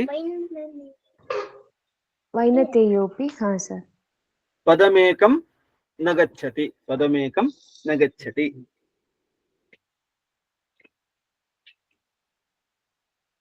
ಪದಮೇಕಂ ಪದಮೇಕಂ ನ ಗಚ್ಚತಿ. ನ ಗಚ್ಚತಿ. Okay sir, thank you so much sir. ಇನ್ನೊಂದೊಂದು ಕ್ವೆಶ್ಚನ್ ಬಂದು, ನಾಳೆ ಶ್ರಾವಣ ಮಾಸ ಸ್ಟಾರ್ಟ್ ಆಗುತ್ತಲ್ಲ, ಹಾ ಹೌದು, ಹಾ ಹೇಳಿ ಹೇಳಿ. ಪರವಾಗಿಲ್ಲ ಹಾ, ನಿನ್ನೆ ನಾನು ಅದು ಅದು ನನ್ಗೆ ಹೆಂಗೆ ಅದು ಪ್ರಾರಂಭ ಮಾಡಕ್ಕೆ ಏನಾದ್ರು ಇದೆಯಾ ಸರ್? ಶ್ಲೋಕ ಮತ್ತು ಹೆಂಗೆ ಪೂಜೆ ಮಾಡೋದು, ಎಷ್ಟು ಗಂಟೆಗೆ ಎದ್ದೇಳ್ಬೇಕು, ಆತರ ಏನಾದ್ರು ವೇದದಲ್ಲಿ ಇದೆಯಾ? ಅದಕ್ಕೆ ನೀವು ಪೂಜೆ ಮಾಡ್ಬೇಕು, ಇದ್ ಮಾಡ್ಬೇಕು ಅಂತಂದ್ರೆ ಅದಕ್ಕೆ ಏನೋ ಪ್ರತಿ ದಿವಸ ಶ್ರಾವಣ ಮಾಸ ಅಂತ ಮಾತ್ರ ಅಲ್ಲ, ಪ್ರತಿ ದಿವಸ ಮಾಡ್ಬೇಕಾಗಿರುವಂತದ್ದು. ಸೊ ಮುಖ್ಯವಾಗಿ ಅದಕ್ಕೆ ನೀವು ಕಲ್ತ್ಕೊಳ್ಬೇಕು ಅನ್ನೋ ಆಸೆ ಇದ್ರೆ ಪ್ರತಿ ದಿವಸ ಮನೇಲಿ ಅಗ್ನಿಹೋತ್ರ ಮಾಡ್ಬೇಕು ಅಂತ ವೇದಗಳು ನಮ್ಗೆ ಹೇಳ್ತಾರೆ. ನಿತ್ಯ ಅಗ್ನಿಹೋತ್ರ ಮಾಡ್ಬೇಕು ಅಂತ. ಅಗ್ನಿಹೋತ್ರ Okay, ಅಗ್ನಿಹೋತ್ರ ಮಾಡ್ಬೇಕು ಅಂತ. ಸೊ ಅದ್ರ ಮೂಲಕ ಏನಾಗುತ್ತೆ, ಅದು ಅದ್ರಲ್ಲಿ ಬರುವ ಹೆಂಗೆ ಸರ್? ಮಂತ್ರಗಳನ್ನ ನಾವು ತಿಳ್ಕೊಂಡಾಗ ನಮ್ ಜೀವನದಲ್ಲಿ ಬದಲಾವಣೆ ಬರುತ್ತೆ. ಅದ್ರ ಜೊತೆಗೆ ಆ ಪ್ರತಿನಿತ್ಯ ಅಗ್ನಿಹೋತ್ರ ಮಾಡೋದ್ರಿಂದ ನಮ್ಮ ಮನೆಯ ವಾತಾವರಣ ಪೂರ್ತಿ ಶುದ್ಧಿ ಆಗುತ್ತೆ. ಸೊ ಆ ಹಿನ್ನೆಲೆಯಲ್ಲಿ ಪ್ರತಿನಿತ್ಯ ಮನೆಯಲ್ಲಿ ಅಗ್ನಿಹೋತ್ರ ಮಾಡ್ಬೇಕು ಅಂತ ಹೇಳ್ತಾರೆ. ನಿಮ್ಗೆ ಆಸಕ್ತಿ ಇದ್ರೆ ಅದ್ರ ಕ್ಲಾಸ್ ನಡೀತಿದೆ, ನೀವು ಅದನ್ನ ಕಲ್ತ್ಕೊಳ್ಳಿಕ್ಕೆ ನೀವು ಸೇರ್ಕೊಳ್ಬಹುದು. ಆನ್ಲೈನ್ ಅಲ್ಲಿ ನಡೀತಾ ಇದೆ, ನೀವು ಸೇರ್ಕೋಬಹುದು. ನೀವಾ ಸರ್, ನೀವು ಕಲ್ತ್ಕೊಡ್ತಿದ್ದೀರಾ? ನಾನೇ ಕಲ್ಸ್ಕೊಡ್ತಾ ಇದ್ದೀನಿ, ಅದಕ್ಕೆ ಸೇರ್ಕೊಳ್ಬಹುದು. ಈ ಗ್ರೂಪ್ ಅಲ್ಲಿ ಡೀಟೇಲ್ ಹಾಕ್ತೀನಿ, ಅದ್ರ ಡೀಟೇಲ್ Okay, ನೀವು ಸೇರ್ಕೊಳ್ಬಹುದು. Thank you so much sir. ಸರಿ ಸರ್, ಸಾಕು, ಥ್ಯಾಂಕ್ ಯು. ರಟ್ಟಿಹಳ್ಳಿ ಅವರೇ ಹೇಳಿ, ಈಗ ಹೇಳಿ, ನೀವ್ ಹೇಳಿ. ಚಿತ್ತ ಮತ್ತು ಮನಸ್ಸು ಒಂದೇನಾ ಬೇರೆ ಬೇರೆನಾ? ಸೊ ನಮಗೆ ಇವತ್ತೇನಾಗಿದೆ ಅಂತಂದ್ರೆ, ನಾವು ಮನಸ್ಸನ್ನ ಮನಸ್ಸು ಅನ್ನೋ ಒಂದ್ ಶಬ್ದದಿಂದ ನಾವು ಹೇಳ್ತೀವಿ, ಆದ್ರೆ ಮನಸ್ಸು ಒಂದೇ ಕೆಲಸ ಮಾಡ್ತಾ ಇಲ್ಲ, ಅದು 4 ತರದ ಕೆಲಸವನ್ನ ಮಾಡುತ್ತೆ. ಒಂದೇ ಕೆಲಸ ಮಾಡ್ತಾ ಇಲ್ಲ, 4 ತರದ ಕೆಲಸ ಮಾಡುತ್ತೆ. ಬಟ್ ಮಾಡೋದು ಮನಸ್ಸೇ. ಅದನ್ನೇ ನಾವು ಸಂಸ್ಕೃತದಲ್ಲಿ ಅಂತಃಕರಣ ಅಂತ ಹೇಳ್ತೀವಿ. ಅದು ಕನ್ನಡದಲ್ಲೂ ಶಬ್ದ ಬಳಸ್ತೀವಿ, ಅಂತಃಕರಣ ಅನ್ನೋ ಶಬ್ದ ಬಳಸ್ತೀವಿ. ಅಂತಃ ಅಂದ್ರೆ ಒಳಗಡೆ ಇರುವಂತ ಕರಣ, ಸಾಧನ ಅಂತ. ಅದು 4 ತರದ ಕೆಲಸವನ್ನ ಮಾಡುತ್ತೆ. ಒಂದೇನಪ್ಪಾ ಅಂತಂದ್ರೆ ಮನಸ್ಸಿನ ಕೆಲಸ ಏನಪ್ಪಾ ಅಂತಂದ್ರೆ, ಅದು ಕೆಟ್ಟದನ್ನು ಯೋಚನೆ ಮಾಡುತ್ತೆ, ಒಳ್ಳೆದನ್ನು ಯೋಚನೆ ಮಾಡುತ್ತೆ. ಸಂಕಲ್ಪ ವಿಕಲ್ಪ ಅಂತ ಕರಿತೀವಿ ನಾವು. ಸೊ ಕೆಟ್ಟದ್ದನ್ನ ಒಳ್ಳೆದನ್ನ ಎರಡನ್ನೂ ಕೂಡ ಏನ್ ಮಾಡುತ್ತೆ ಅಂತಂದ್ರೆ ಯೋಚನೆ ಮನಸ್ಸಿನಲ್ಲಿ ಬರುತ್ತೆ. ಅದಕ್ಕೆ ನಾವು ಮನಸ್ಸು ಅಂತ ಕರಿತೀವಿ, ಮನಃ ಅಂತ ಕರಿತೀವಿ. ಆದ್ರೆ ಕೆಟ್ಟದ್ದನ್ನ, ಇದು ಕೆಟ್ಟದ್ದು, ಇದು ಸರಿ ಇಲ್ಲ, ಇದು ಬೇಡ, ಒಳ್ಳೇದು, ಇದು ಸರಿಯಾಗಿರೋದು, ಇದೇ ಒಳ್ಳೇದು ಅಂತ ನಿಶ್ಚಯ ಮಾಡಿ, ಇದನ್ನ ನೀನು ಮಾಡಬೇಡ ಕೆಟ್ಟದ್ದನ್ನ ಅಂತ ಹೇಳಿ ನಮ್ಗೆ ನಿಶ್ಚಯ ಮಾಡಿ ಹೇಳುವಂಥದ್ದು ಬುದ್ಧಿ.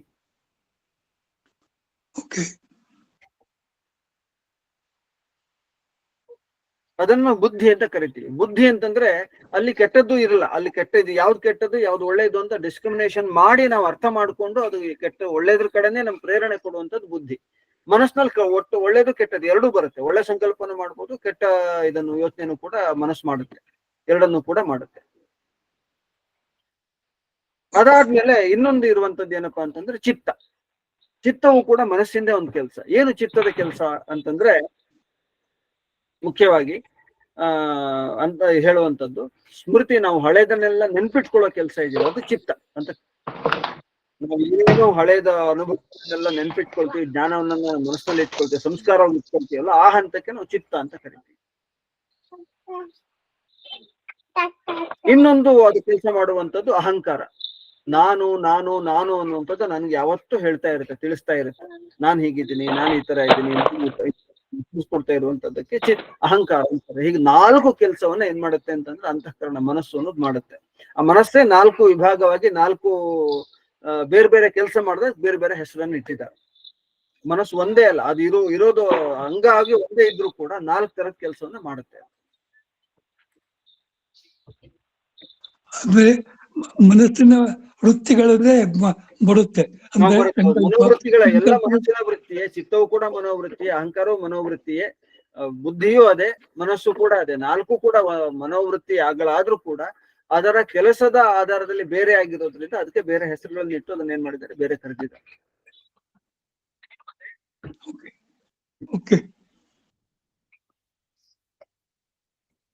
ಹಾ, ಗುರುಪ್ರಸಾದ್ ಅವರೇ ಹೇಳಿ, ಏನು ಹೇಳು. ಗುರುಪ್ರಸಾದ್ ಹೇಳಿ, ಏನು ಹೇಳಕ್ ಹೊರಟಿದ್ರಿ, ಹೇಳಿ. ಹಾ, ನಮಸ್ತೆ ಸರ್. ನಾನು ಗುರುಪ್ರಸಾದ್ ಅಂತೇಳಿ ಉಡುಪಿ ಜಿಲ್ಲೆ ಕಾರ್ಕಳ ತಾಲೂಕಿಂದ. ಹೇಳಿ.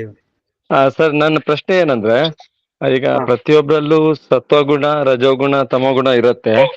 ಅದು ನಾವು ಸತ್ವ ಗುಣವನ್ನು ಜಾಸ್ತಿ ಅಳವಡಿಸ್ಕೊಳ್ಬೇಕು, ತಮೋ ಗುಣವನ್ನು ಸೈಡ್ ಲೈನ್ ಮಾಡ್ಬೇಕು ಅಂತೇಳಿ. ಆದ್ರೆ ಅದು ನಮ್ಮ ಆತ್ಮಶುದ್ಧಿಗೆ ನಾವು ಮಾಡ್ಕೋಬೇಕು ಸರ್. ಆದ್ರೆ ಬೇರೆಯವರ ಇವಾಗ ತಮೋಗುಣ ನಮ್ಮ ಮೇಲೆ ಪರಿಣಾಮ ಬೀರುತ್ತಲ್ಲ, ನಮ್ಗೆ ನಮ್ಮ ಶಾಂತಿಗೆ ಧಕ್ಕೆ ತರುವಾಗ, ಆಗ ನಮ್ಮ ನಾವು ಸಾತ್ವಿಕ ಗುಣದಲ್ಲೇ ಇರೋದ್ರಿಂದ ಅದು ಅವರನ್ನು ಎದುರಿಸಕ್ಕೆ ಆಗಲ್ಲ. ಅದ್ರ ಬಗ್ಗೆ ವೇದದಲ್ಲಿ ಏನಾದ್ರೂ ಉಲ್ಲೇಖ ಇದೆಯಾ ಸರ್? ಸೊ ಅದಕ್ಕೆ ಒಂದ್ ಅಂಶ ನಾನು ಹೇಳ್ತೀನಿ. ಸತ್ವಗುಣದಲ್ಲಿ ಇರೋದು ಅಂತಂದ್ರೆ ಎಲ್ಲವನ್ನು ಸಹಿಸ್ಕೊಂಡು ಹೋಗೋದು ಅಂತ ಅರ್ಥ ಅಲ್ಲ. ನಮ್ಮ ಕರ್ತವ್ಯ ಇದೆ. ಅವನ್ ತಮೋ ಗುಣದಲ್ಲಿದ್ದು ನಮ್ಗೆ ತೊಂದರೆ ಕೊಡ್ತಾ ಇದ್ದಾನೆ ಅಂತಂದ್ರೆ ಅವನನ್ನು ಆ ಗುಣಕ್ಕೆ ತರೋ ಕರ್ತವ್ಯ ನಮ್ಗಿದೆ. ಅವನಿಗೆ ಅರ್ಥ ಮಾಡಿಸಿ, ನೀನು ಹೇಳ್ತಾ ಇರೋ ಸರಿ ಇಲ್ಲ, ಇದು ಈ ತರದಲ್ಲಿ ನೀವು ಇರೋದು ತಪ್ಪೋದು, ಅಲ್ಲಿಂದ ಮೇಲ್ ಬಂದು ನಿಂತ್ಕೊಳ್ಬೇಕು ಅಂತ ಭಾಗ. ಮತ್ತೆ ಇನ್ನೊಂದು ವೇದ ಮಂತ್ರ ಹೇಳೋದು ಏನಪ್ಪ ಅಂತಂದ್ರೆ, ನಾವು ಯಾವುದೇ ಕಾರಣಕ್ಕೂ ಕೂಡ ಅವರ ತಪ್ಪುಗಳು, ಅವ್ರು ತಪ್ಪು ಮಾಡ್ತಾ ಇದ್ದಾರೆ, ಆ ತಪ್ಪಿನಿಂದ ನಾವು ಪ್ರಭಾವಿತರಾಗ್ಬೇಕಾದ ಅವಶ್ಯಕತೆ ಇಲ್ಲ. ಅವ್ನ್ ತಪ್ಪು ಮಾಡ್ತೇವೆ ಅಷ್ಟು ತಿಳುವಳಿಕೆ ನಮ್ಗಿದ್ರೆ, ಅವ್ನ್ ತಪ್ಪು ಮಾಡ್ತಿದ್ದಾನೆ, ಅದಕ್ಕೆ ನಾವ್ಯಾಕೆ ಪ್ರಭಾವಿತರಾಗ್ಬೇಕು? ನಾವ್ ಅದ್ರ ಪ್ರಭಾವಕ್ಕೆ ಒಳಗೋಗ್ಬೇಕಾದ ಅವಶ್ಯಕತೆ ಇಲ್ಲ. ಆದ್ರೆ ವಿರೋಧ ಮಾಡ್ಬೋದಲ್ವ?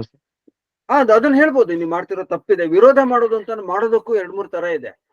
ಏನಪ್ಪಾ ಅಂತಂದ್ರೆ, ಈಗ ನಾವು ವಿರೋಧ ಮಾಡೋದು ಅಂತ ಹೇಳೋದು, ವಿರೋಧನೇ ಮಾಡ್ತಾ ಇದ್ರೆ ಅವ್ರು ಅಲ್ಲಿಂದ ಬದಲಾಗೋದಿಲ್ಲ. ಅವ್ರು ಏನ್ ಮಾಡ್ತಾರೆ, ನಮ್ಮನ್ನ ಇನ್ನೂ ಕೂಡ ಏನ್ ಮಾಡ್ತಾರೆ, ದ್ವೇಷವನ್ನು ಹೆಚ್ಚಿಕೊಳ್ತಾ ಹೋಗ್ತಾರೆ. ಸೊ ನಾವು ತಿಳುವಳಿಕೆ ಕೊಡ್ಬೇಕಾದ ಕೆಲಸ ಮಾಡಿದೆ. ಹಾಗೆ ವೇದ ನಮ್ಗೆ ಸ್ಪಷ್ಟವಾಗಿ ಹೇಳಿದೆ. ಏನಪ್ಪಾ ಅಂದ್ರೆ, ಯಾರು ತಪ್ಪು ಮಾಡ್ತಾ ಇದ್ದಾರೆ ಅಂತಂದ್ರೆ ಅವ್ರನ್ನ ವಿರೋಧ ಮಾಡೋದು ಅಂದ್ರೆ ದ್ವೇಷಿಸೋದಲ್ಲ, ಅವ್ರನ್ನ ಅಲ್ಲಿಂದ ಮೇಲ್ ಕರ್ಕೊಂಡು ಬರೋದು. ಆ ಕೆಲಸ ನಾವು ಮಾಡಿದ್ರೆ ಅವರು ಕೂಡ ಇಲ್ಲಿಗೆ ಬರ್ತಾರೆ, ಮೇಲಕ್ಕೆ ಬರ್ತಾರೆ, ಮುಂದಕ್ಕೆ ಬರ್ತಾರೆ. ಆಗ ಸಮಾಜನೂ ಶುದ್ಧಿ ಆಗ್ತಾ ಬರುತ್ತೆ. ಶುದ್ಧಿ ಆಗುತ್ತೆ, ಸಮಾಜನೂ ಶುದ್ಧ ಆಗುತ್ತೆ. ಹಾಗಾಗಿ ವೇದ ನಮ್ಗೆ ಸ್ಪಷ್ಟವಾಗಿ ಹೇಳಿದೆ, ನೀನ್ ಮುಂದೆ ಹೋಗ್ತಿದ್ಯಾ ಅಂದ್ರೆ ನಿನ್ ಜೊತೆ 4 ಜನರನ್ನ ಕರ್ಕೊಂಡು ಹೋಗು ಅಂತ. ನೀನ್ ಒಬ್ಬನೇ ಹೋಗ್ಬೇಡ ಅಂತ ಹೇಳುತ್ತೆ ವೇದ. ಆ ಮಾರ್ಗ. ಒಳ್ಳೆ ಸರ್, ಧನ್ಯವಾದಗಳು. ಆಯ್ತು, ನಮಸ್ಕಾರ. ನಮಸ್ತೆ, ಹೇಳಿ. ಸಾರಿ, ಇವತ್ತು ಲೇಟ್ ಆಗಿ ಸ್ವಲ್ಪ ಜಾಯ್ನ್ ಆದೆ. ಇದು ಮಂಡಲ ಸೂಕ್ತ ಯಾವ್ದಂತ ಬೇಕಾಗಿತ್ತು. ಯಾವುದು ಮಂಡಲ ಸೂಕ್ತ? ಇವತ್ತು ಹೇಳಿದ್ದ ನಾನು ಅಥರ್ವವೇದದ ಮಂತ್ರ ಹೇಳಿದ್ದು. ಅಥರ್ವವೇದದಲ್ಲಿ ಅಧ್ಯಾಯ, ಸೂಕ್ತ ಮತ್ತು ಮಂತ್ರ ಅಂತಿರುತ್ತೆ. ಮಂಡಲ ಅಂತಿರೋದು ಋಗ್ವೇದದಲ್ಲಿ. ಓಕೆ, ಸಾರಿ.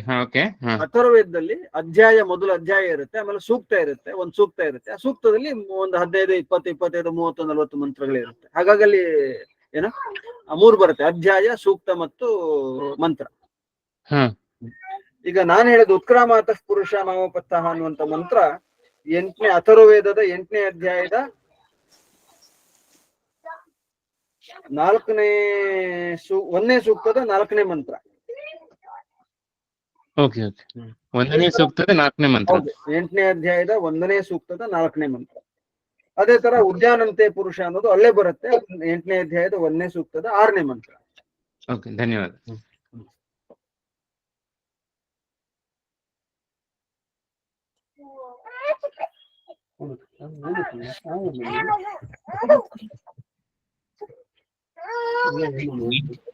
ಸುಬ್ರಹ್ಮಣ್ಯ ಅವರೇ ಹೇಳಿ. ನೀವು ಮೊದಲನೇದಾಗಿ ಅದು ಜೀವಾತ್ಮಕ್ಕೆ ಇದಂತ ಹೇಳಿದ್ರಿ, ಅಂದ್ರೆ ಇವೆಲ್ಲವೂ ಜೀವಾತ್ಮಕ್ಕೆ ಅನುಗುಣವಾಗುವಂತದ್ದು ಅಂತ. ಈ ಜೀವಾತ್ಮ ಮತ್ತೆ ಆತ್ಮ ಅಂತ ಸಪರೇಟ್ ಆಗಿ ಹೇಳ್ತಾರೆ. ಇದು ಏನ್ ಡಿಫರೆನ್ಸ್ ವರ್ಡ್ಗೆ? ಇಲ್ಲಿ ಸಾಮಾನ್ಯವಾಗಿ ಏನ್ ಮಾಡಿದ್ದಾರೆ ಅಂತಂದ್ರೆ, ಆತ್ಮ ಅನ್ನೋ ಶಬ್ದ 2 ಕಡೆ ಪ್ರಯೋಗ ಮಾಡ್ತಾರೆ.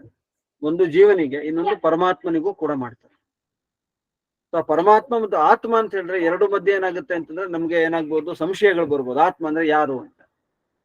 ಸೊ ಅದನ್ನ ಡಿಫ್ರೆನ್ಶಿಯೇಟ್ ಮಾಡಕ್ಕೆ ಏನ್ ಮಾಡ್ತಾರೆ ಅಂತಂದ್ರೆ, ಒಂದೊಂದು ಸಪರೇಟ್ ದೇಹದಲ್ಲಿ ಇರುವಂತಹ ಒಂದು ಆತ್ಮ ಇದೆಯಲ್ವಾ, ಆ ಆತ್ಮವನ್ನ ಜೀವ ಅಂತ ಕರೀತಾರೆ. ಪರಮಾತ್ಮ ಅನ್ನೋದು ಎಲ್ಲ ಕಡೆ ಇರುವಂತ ಸರ್ವವ್ಯಾಪಿ ಆಗಿರುವಂತ.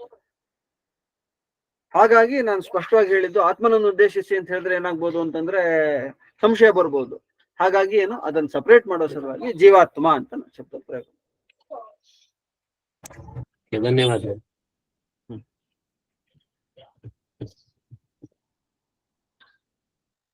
ಶ್ವೇತಾ ಹೇಳಮ್ಮ. ಶ್ವೇತಾ. ಆಚಾರ್ಯ, 5 ವಿಕ್ಷೇಪ, ವಿಕ್ಷಿಪ್ತ ಅಂತೆಲ್ಲ ಹೇಳಿದ್ರಲ್ಲ, ಅದು ಮತ್ತೆ ಯತಮಾನ ಸಂಜ್ಞಾ ಅವುಗಳಿಗೆ ಲಿಂಕ್ ಇದೆಯಾ? ಅದು ಅಂದ್ರೆ ಎಲ್ಲವೂ ಕೂಡ ಇಂಟರ್ಲಿಂಕ್ಡ್, ಯಾವ್ದು ಸಪರೇಟ್ ಇರೋದಲ್ಲ, ಎಲ್ಲವೂ ನಮ್ಮಲ್ಲೇ ಇರೋದಲ್ವಾ. ಅಂದ್ರೆ ಹಾಗಲ್ಲ ನಾನ್ ಕೇಳ್ತಿರೋದು, ಈಗ ಯಾವ್ದೋ ಒಂದು ವಿಷಯದಲ್ಲಿ ನಾನು ಕ್ಷಿಪ್ತ ರೂಪದಲ್ಲಿ ನಾನು ಕಾರ್ಯ ಮಾಡ್ತಾ ಇದ್ದೀನಿ ಅಂದ್ರೆ ನನ್ನ ಮನಸ್ಸಲ್ಲಿ ಕ್ಷಿಪ್ತವಾಗಿದೆ.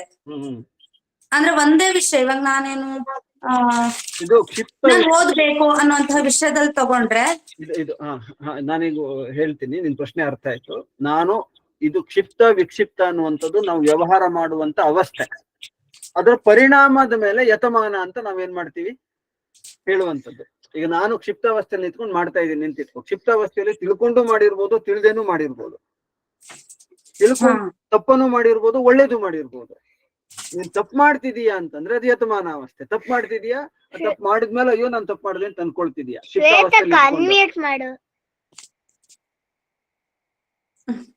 ಅರ್ಥ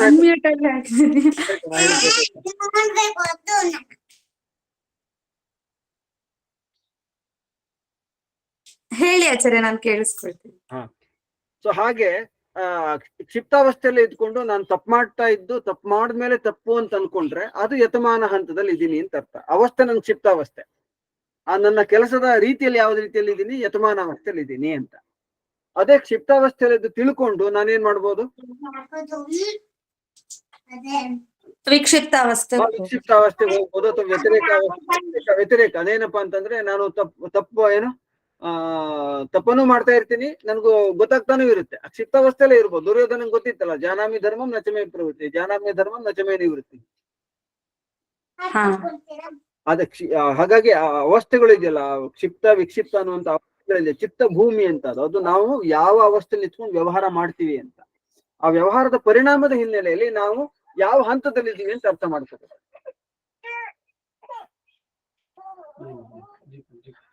ನಾನ್ ತಪ್ಪೇ ಮಾಡ್ತಿದ್ದೀನ,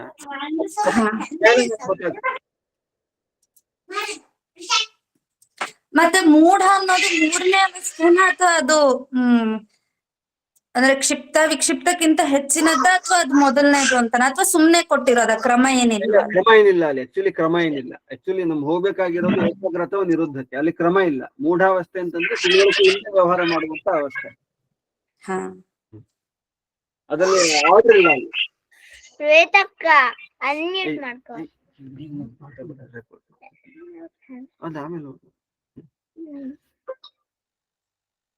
ಬೇರೆ ಯಾರು ಹ್ಯಾಂಡ್ ರೈಸ್ ಮಾಡಿದ್ರಿ? ಸರ್ ನಮಸ್ತೆ.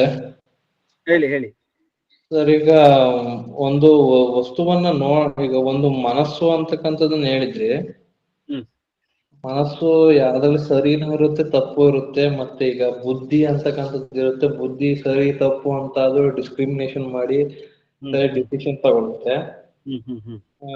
ಈ ಚಿತ್ತ ಅಂತ ಹೇಳಿದ್ರಲ್ಲ ಸರ್, ಅದು ಚಿತ್ತ ಅಂತಂದ್ರೆ ಹಳೆದನ್ನ ನೆನಪಲ್ಲಿ ಇಟ್ಕೊಳ್ಳೋದು ಅಂತ. ಹೌದು, ಸಂಸ್ಕಾರ ರೂಪದಲ್ಲಿ ಆ ಕೆಲಸನೂ ಕೂಡ ಮನಸ್ಸು ಮಾಡುತ್ತೆ, ಅದಕ್ಕೆ ಚಿತ್ತ ಅಂತ ಕರೀತಾರೆ. ಸರ್, ಇಲ್ಲಿ ಈ ಒಂದು ಇದು ಸ್ವಾಮಿ ವಿವೇಕಾನಂದರು ಒಂದು ಪುಸ್ತಕ ಬರೆದಿದ್ದಾರೆ, ರಾಜಯೋಗ ಅಂತ. ಅದರಲ್ಲಿ ಚಿತ್ತ ಅಂತ ಅಂದ್ರೆ ಈಗ ನಾವು ಕಣ್ಣಿನಲ್ಲಿ ನೋಡ್ತೀವಿ, ಕಣ್ಣಿನಲ್ಲಿ ನೋಡಿದ್ದು ನರದ ಮೂಲಕ ಈ ಒಂದು ಇನ್ಫಾರ್ಮೇಶನ್ ಹೋಗಿ ಮೆದುಳು ಬಳ್ಳಿಗೆ ಮೆದುಳಿಗೆ ಹೋಗುತ್ತೆ, ಮೆದುಳಿಂದ ಮನಸ್ಸಿಗೆ ಹೋಗಿ ಮನಸ್ಸಿಂದ ಬುದ್ಧಿ ಯಾವ್ದು ಅದು ಸರಿನೋ ತಪ್ಪೋ ಅದನ್ನ ಮಾಡ್ಬೇಕೋ ಬೇಡವೋ ಅಂತ ತೀರ್ಮಾನ ಮಾಡ್ಕೊಂಡು ಅದು ನೆಕ್ಸ್ಟ್ ಇನ್ಫಾರ್ಮೇಶನ್ ಜೀವಕ್ಕೆ ಕೊಡುತ್ತೆ. ಅದು ಜೀವ ಏನ್ ಮಾಡ್ಬೇಕು ಅದನ್ನ ನಿರ್ಧಾರ ಮಾಡುತ್ತೆ ಅಂತ ಇಲ್ಲಿ ಒಂದು ಇದಿದೆ. ಈ ಒಂದು ಸರಣಿನೇ ಅವರು ಚಿತ್ತ ಅಂತ ಹೇಳಿದ್ದಾರೆ. ಇದೆಲ್ಲ ಸರಿ ಇದೆ. ಇದೆಲ್ಲ ಏನಪ್ಪಾ ಅಂತಂದ್ರೆ ಅವ್ರು ಹೇಳಿದ್ದು ನಾನು ಹೇಳಿದ ಹಾಗೇನೆ, ಇದೆಲ್ಲ ಸರಣಿ ಆದಾಗಲೇ ಅದು ನಮ್ಮಲ್ಲಿ ಅನುಭವವಾಗಿ ಒಳಗಡೆ ಕೂತ್ಕೊಳ್ಳುತ್ತೆ. ಅದನ್ನೇ ಅವ್ರು ಚಿತ್ತ ಅಂತ ಹೇಳಿದ್ವಿ. ಎಲ್ಲ ಸರಣಿ ಆದಾಗ ಮಾತ್ರ. ಅದ್ರಲ್ಲಿ ಯಾವ್ದಾದ್ರು ಕಟ್ಟಾದ್ರೆ ನಿಮ್ಗೆ ಏನಾಗೋದಿಲ್ಲ, ಅಲ್ಲಿ ಆಗೋದಿಲ್ಲ. ಈಗ ಕಣ್ಣು ನೋಡುತ್ತೆ, ಅದ್ರ ಮುಖಾಂತರ ನರಗಳು ಮೆದುಳಿಗೆ ಕಳಿಸುತ್ತೆ. ಹೌದೌದು. ಮೆದುಳಿಗೆ ಹೋದಾಗ ಮನಸ್ಸು ಅದನ್ನ ನೋಡುತ್ತೆ. ಮನಸ್ಸು ಇಲ್ಲ ಅಂತಂದ್ರೆ ಕಣ್ಣು ಅದನ್ನ ನೋಡಿದ್ರು ಅದನ್ನ ಗ್ರಹಿಸೋದಿಲ್ಲ. ಮತ್ತೆ ಇನ್ನೊಂದೇನಪ್ಪಾ ಅಂತಂದ್ರೆ ಈ ಎಲ್ಲ ಶಬ್ದಗಳಿದೆಯಲ್ಲ, ಮನಸ್ಸು, ಚಿತ್ತ, ಅಹಂಕಾರ ಅಥವಾ ಬುದ್ಧಿ, ಇವೆಲ್ಲವೂ ಕೂಡ ಒಂದೇ ಅಂಗ, ಒಂದೇ ಅದು. ಅಂದ್ರೆ ಹಾಗಾಗಿ ಅದು ಮಾಡೋ ಕೆಲಸದಿಂದ ನಾವು ಬೇರೆ ಹೆಸರುಗಳನ್ನು ಕೊಟ್ಟಿದ್ದೀವಿ. ಹಾಗಾಗಿ ಕೆಲವೊಮ್ಮೆ ಏನ್ ಮಾಡ್ತಾರೆ ಅಂತಂದ್ರೆ ಮನಸ್ಸಿನ ಎಲ್ಲಾ ಚಟುವಟಿಕೆಯನ್ನು ಚಿತ್ತ ಅಂತಾನು ಹೇಳ್ತಾರೆ. ಅದೇನಾಗುತ್ತೆ, ಯಾಕಂದ್ರೆ ಎಲ್ಲ ಒಂದೇ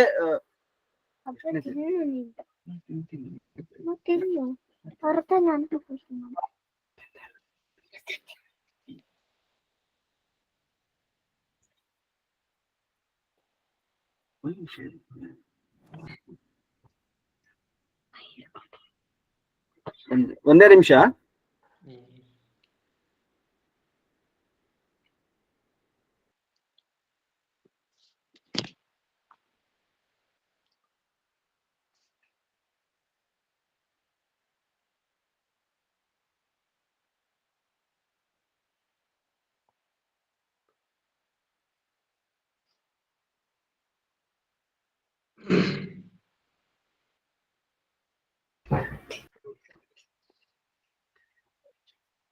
ಸೊ ಹಾಗಾಗಿ ಕೆಲವೊಮ್ಮೆ ಏನ್ ಮಾಡ್ತಾರೆ ಅಂತಂದ್ರೆ, ಚಿತ್ತ ಅಂದ್ರೆ ಮನಸ್ಸಿನ ಕೆಲ್ಸಕ್ಕೂ ಚಿತ್ತ ಅಂತ ಹೇಳ್ತಾರೆ. ಆತರ ಪ್ರಯೋಗ ಏನ್ ಮಾಡ್ತಾರೆ ಅಂತಂದ್ರೆ ಶಾಸ್ತ್ರದಲ್ಲೂ ಕೂಡ ಮಾಡಿದ್ದಾರೆ. ಆ ಹಿನ್ನೆಲೆಯಲ್ಲಿ ವಿವೇಕಾನಂದರು ಕೂಡ ಆ ಒಂದು ಶಾಸ್ತ್ರದ ಹಿನ್ನೆಲೆಯಲ್ಲಿ ಆತರ ಚಿತ್ತ ಅಂತಂದ್ರೆ ಪೂರ್ತಿ ಎಲ್ಲಾ ಚಟುವಟಿಕೆ ನಡೆಯುವಂತ ಮನಸ್ಸನ್ನ ಎಲ್ಲದನ್ನೂ ನಡೆಯುವಂತದನ್ನ ಇಟ್ಕೊಂಡು ಚಿತ್ತ ಅನ್ನೋದು ಒಂದು ಪ್ರಕ್ರಿಯೆ ಅನ್ನೋದನ್ನ ತಗೊಂಡು ಕೂಡ ಬಳಸಿರ್ಬೋದು. ಆ ತರನು ಕೂಡ ಶಾಸ್ತ್ರದಲ್ಲಿ ಬಳಸ್ತಾರೆ, ಆ ಹಿನ್ನೆಲೆಯಲ್ಲಿ ಬಳಸಿದ್ದಾರೆ.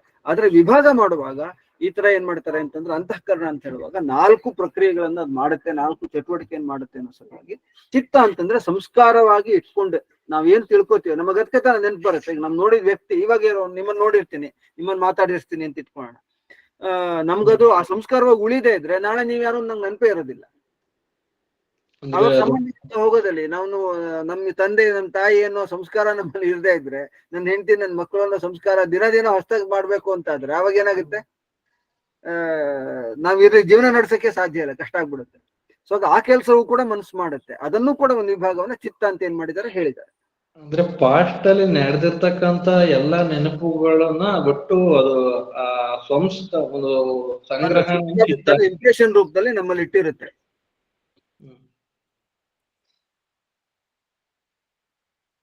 ಅಂದ್ರೆ ಒಂದು ಸಂಗ್ರಹಣೆಯನ್ನೇ ಚಿತ್ತ ಅಂತ ಹೇಳ್ಬೋದು.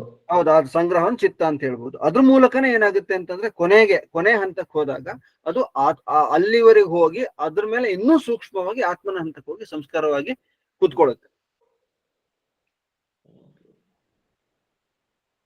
ಧನ್ಯವಾದಗಳು. ಆಯ್ತು, ನಮಸ್ತೆ. ಶಿಲ್ಪಾ ಅವ್ರೇನೋ ಇದ್ ಮಾಡಿದ್ರಿ. ನಮಸ್ತೆ. ವೆನಿಲಾ ಅವ್ರು ಕೇಳಿದಾಗ ನೀವು ಅಗ್ನಿಹೋತ್ರದ ಬಗ್ಗೆ ಹೇಳಿದ್ರಿ, ಅದನ್ನ ಸಣ್ಣದಾಗಿ ಇವತ್ತು ತಿಳಿಸ್ಕೊಡ್ಬೋದಾ, ಚಿಕ್ಕದಾಗಿ ಸಮಯಾವಕಾಶ ಇದ್ರೆ? ಆಯ್ತು, ಹೇಳೋಣ, ಅದಕ್ಕೇನು ತೊಂದರೆ ಇಲ್ಲ. ಅಗ್ನಿಹೋತ್ರ ಅಂತಂದ್ರೆ ಒಂದು ಪ್ರತಿ ದಿವಸ ನಾವು ಬೆಳಗ್ಗೆ ಮತ್ತು ಸಂಜೆ 2 ಹೊತ್ತು ಮಾಡ್ಬೇಕಾದಂತ ಒಂದು ಕೆಲಸ, ಅದು ಚಟುವಟಿಕೆ. ನಮ್ಮ ಹತ್ರ ಎಷ್ಟಾಗುತ್ತೋ ಹೇಗಾಗುತ್ತೋ ನಾವು ಮಾಡಬಹುದು. ಅದಕ್ಕೆ ದಿನ ಮಾಡ್ಲಿಕ್ಕೆ ಒಂದು 15ರಿಂದ 20 ನಿಮಿಷ ಸಾಕು. ಒಂದು ಹೊತ್ತಿಗೆ ಮಾಡ್ಬೇಕು ಅಂತ 15ರಿಂದ 20 ನಿಮಿಷ. ಮುಖ್ಯವಾಗಿ ಅದರಲ್ಲಿ ಒಂದಷ್ಟು ಮಂತ್ರಗಳಿದೆ, ಪ್ರಕ್ರಿಯೆ ಇದೆ.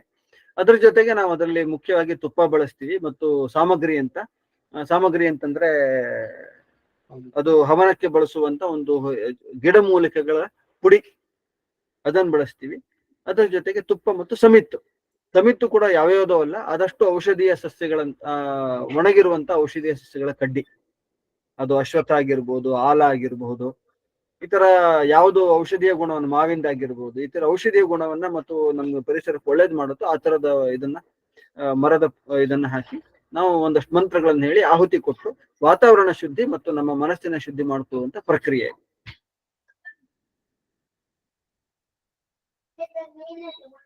ಧನ್ಯವಾದ. ಮತ್ತೆ ನೀವು ಕ್ಲಾಸ್ ನಡೆಸ್ತಾ ಇದ್ದೀನಿ ಇದ್ರ ಬಗ್ಗೆ ಅಂತ ಹೇಳಿದ್ರಿ, ಅದನ್ನ ದಯವಿಟ್ಟು ಗ್ರೂಪ್ ಅಲ್ಲಿ ಹಾಕಿ. ಅದನ್ನ ಲಿಂಕ್ ಅನ್ನ ನಾನು ಗ್ರೂಪ್ ಅಲ್ಲಿ ಹಾಕ್ತೀನಿ, ಅದನ್ನ ನೀವು ಏನ್ ಮಾಡ್ಬೋದು, ಅದಕ್ಕೆ ಸೇರ್ಕೊಂಡು ಕೊಡ್ಬೋದು.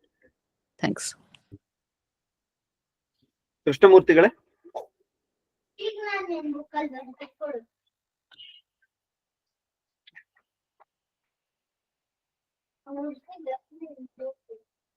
ಕೃಷ್ಣಮೂರ್ತಿಗಳೇನು ಹೇಳಕ್ ಹೊರಟಿದ್ರಿ? ಕೃಷ್ಣಮೂರ್ತಿ ಅವರೇ,